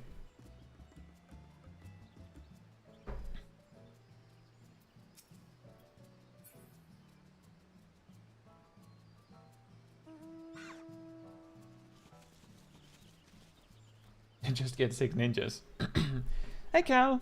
Cal says, your video you made a month or two ago about forming a static inspired me to give it a shot, and after forming one, miraculously, and trying for a few weeks, we finally cleared Gold Base Extreme last night. That's awesome. Congratulations! That is a big thing, because that's like your first like big success. It's really nice. Congratulations. Very nice. That's awesome. I'm glad you got inspired to do that. Now the question is whether you're going to farm it until everyone has mounts, or whether you're going to go on to harder challenges. Whatever you choose, I hope that you continue to, like your static continues to stick together and get better. That's awesome. Also, just to follow up on the item level thing, that Entela mentioned, for old ultimates, the best weapon is a relic. Otherwise, it's the best stat secondary, the best secondary stats weapon of any above a certain item level, or the highest item level weapon you can find, basically. The reason why relics are the best for older ultimates is because now this isn't optimized for that, but it is optimized for the same reason. So I just said the thing where where these available materia enhancement things are actually the thing that's getting reduced, not the stats on the gearpiece itself. And that means that if you're going down into a dungeon where the item level limit of a gearpiece falls to a number where your secondary stat caps are below 117, then Shadowbringer's relic weapons are actually completely customizable. You can put any stat combination on them that you want among the four. So healers can choose Piety, DPS can choose Directed, and tanks can choose Tenacity. But if you go so low that you can max out all of them, then you might as well max out all of them. And old ultimates, while you can't max out all of them, you can usually max out 2 stats, reach a breakpoint on a 3rd stat, and just dump everything else on a 4th stat, making them better than any other option just by this design. That's good to hear, Cal. One Night says, I followed like a DPS best in slot paladin build from the balance, and it had me getting all these 645 pieces melted into crit and directed. I guess you were gearing up for this? Because that's 645. But yeah, that is exactly the reason. I'm just blindly guessing, but I'm guessing that the gear pieces that they recommended you get 645 for was helmet, gloves, boots, and right side. Potentially. Like, among those, I'm guessing that they didn't have you get 345 pants and chest. Is that correct?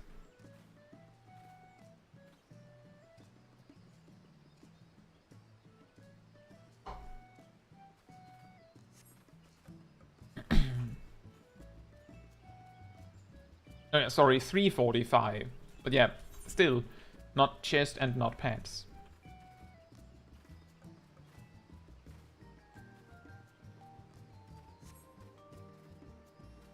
Is that right?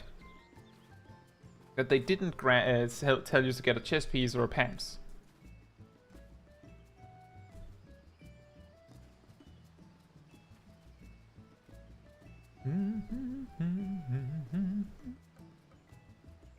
People are climbing my house.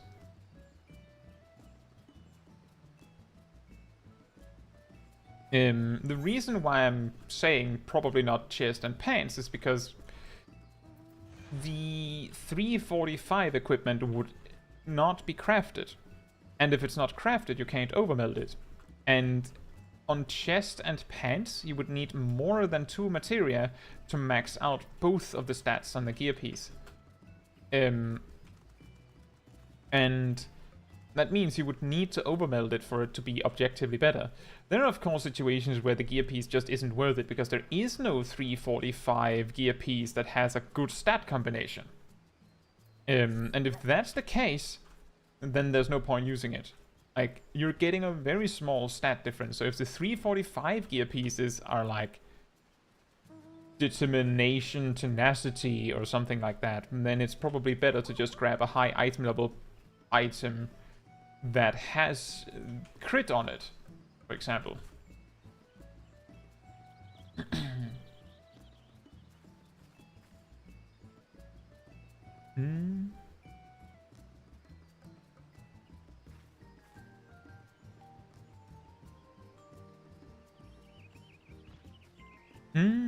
Right.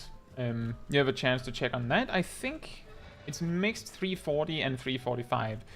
Does it include a chest piece or pants? Or are those high item level?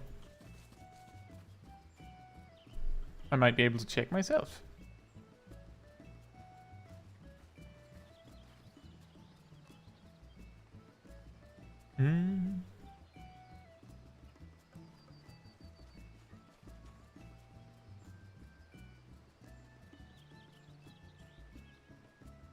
With everything having crit or directed. That makes sense, but does it include chest piece and pants, or are those high item level?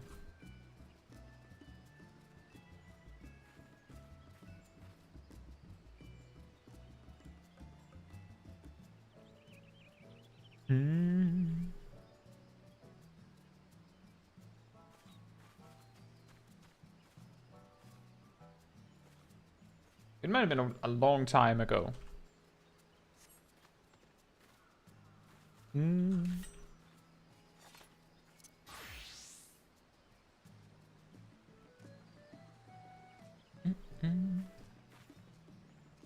Right. So, you still have a chance to find it, one-eyed, if you're still looking on that.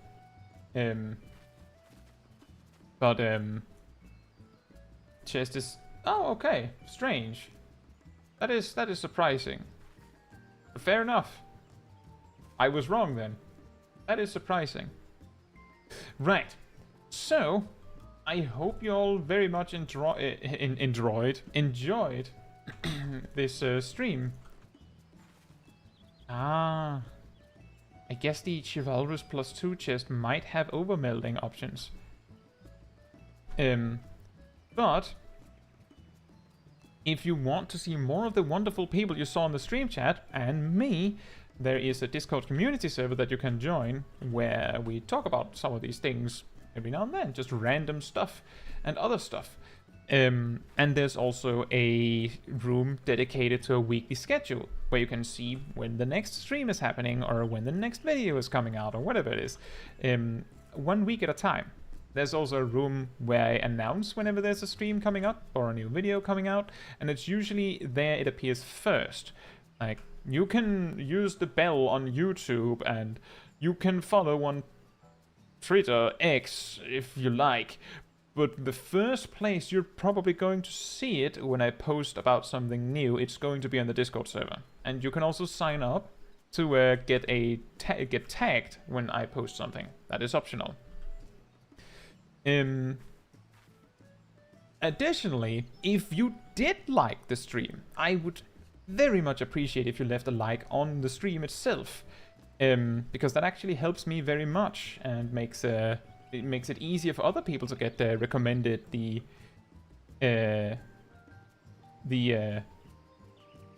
stream in the future. And Taylor says, small question on schedule.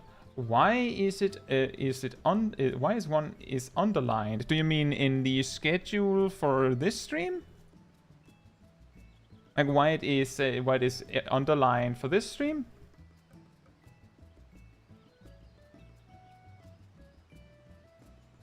Because normally tea time happens at 14 GMT plus 2. So to highlight that the time is different, I underline it. Because then you go, oh, why is it underlined? Then you go, oh, right, it's not at the time it usually is. Because normally tea time is at 14 GMT plus 2. But this time it's at 17 GMT plus 2. And it might be that for the future, but when I change it, I try to highlight it so you don't miss it.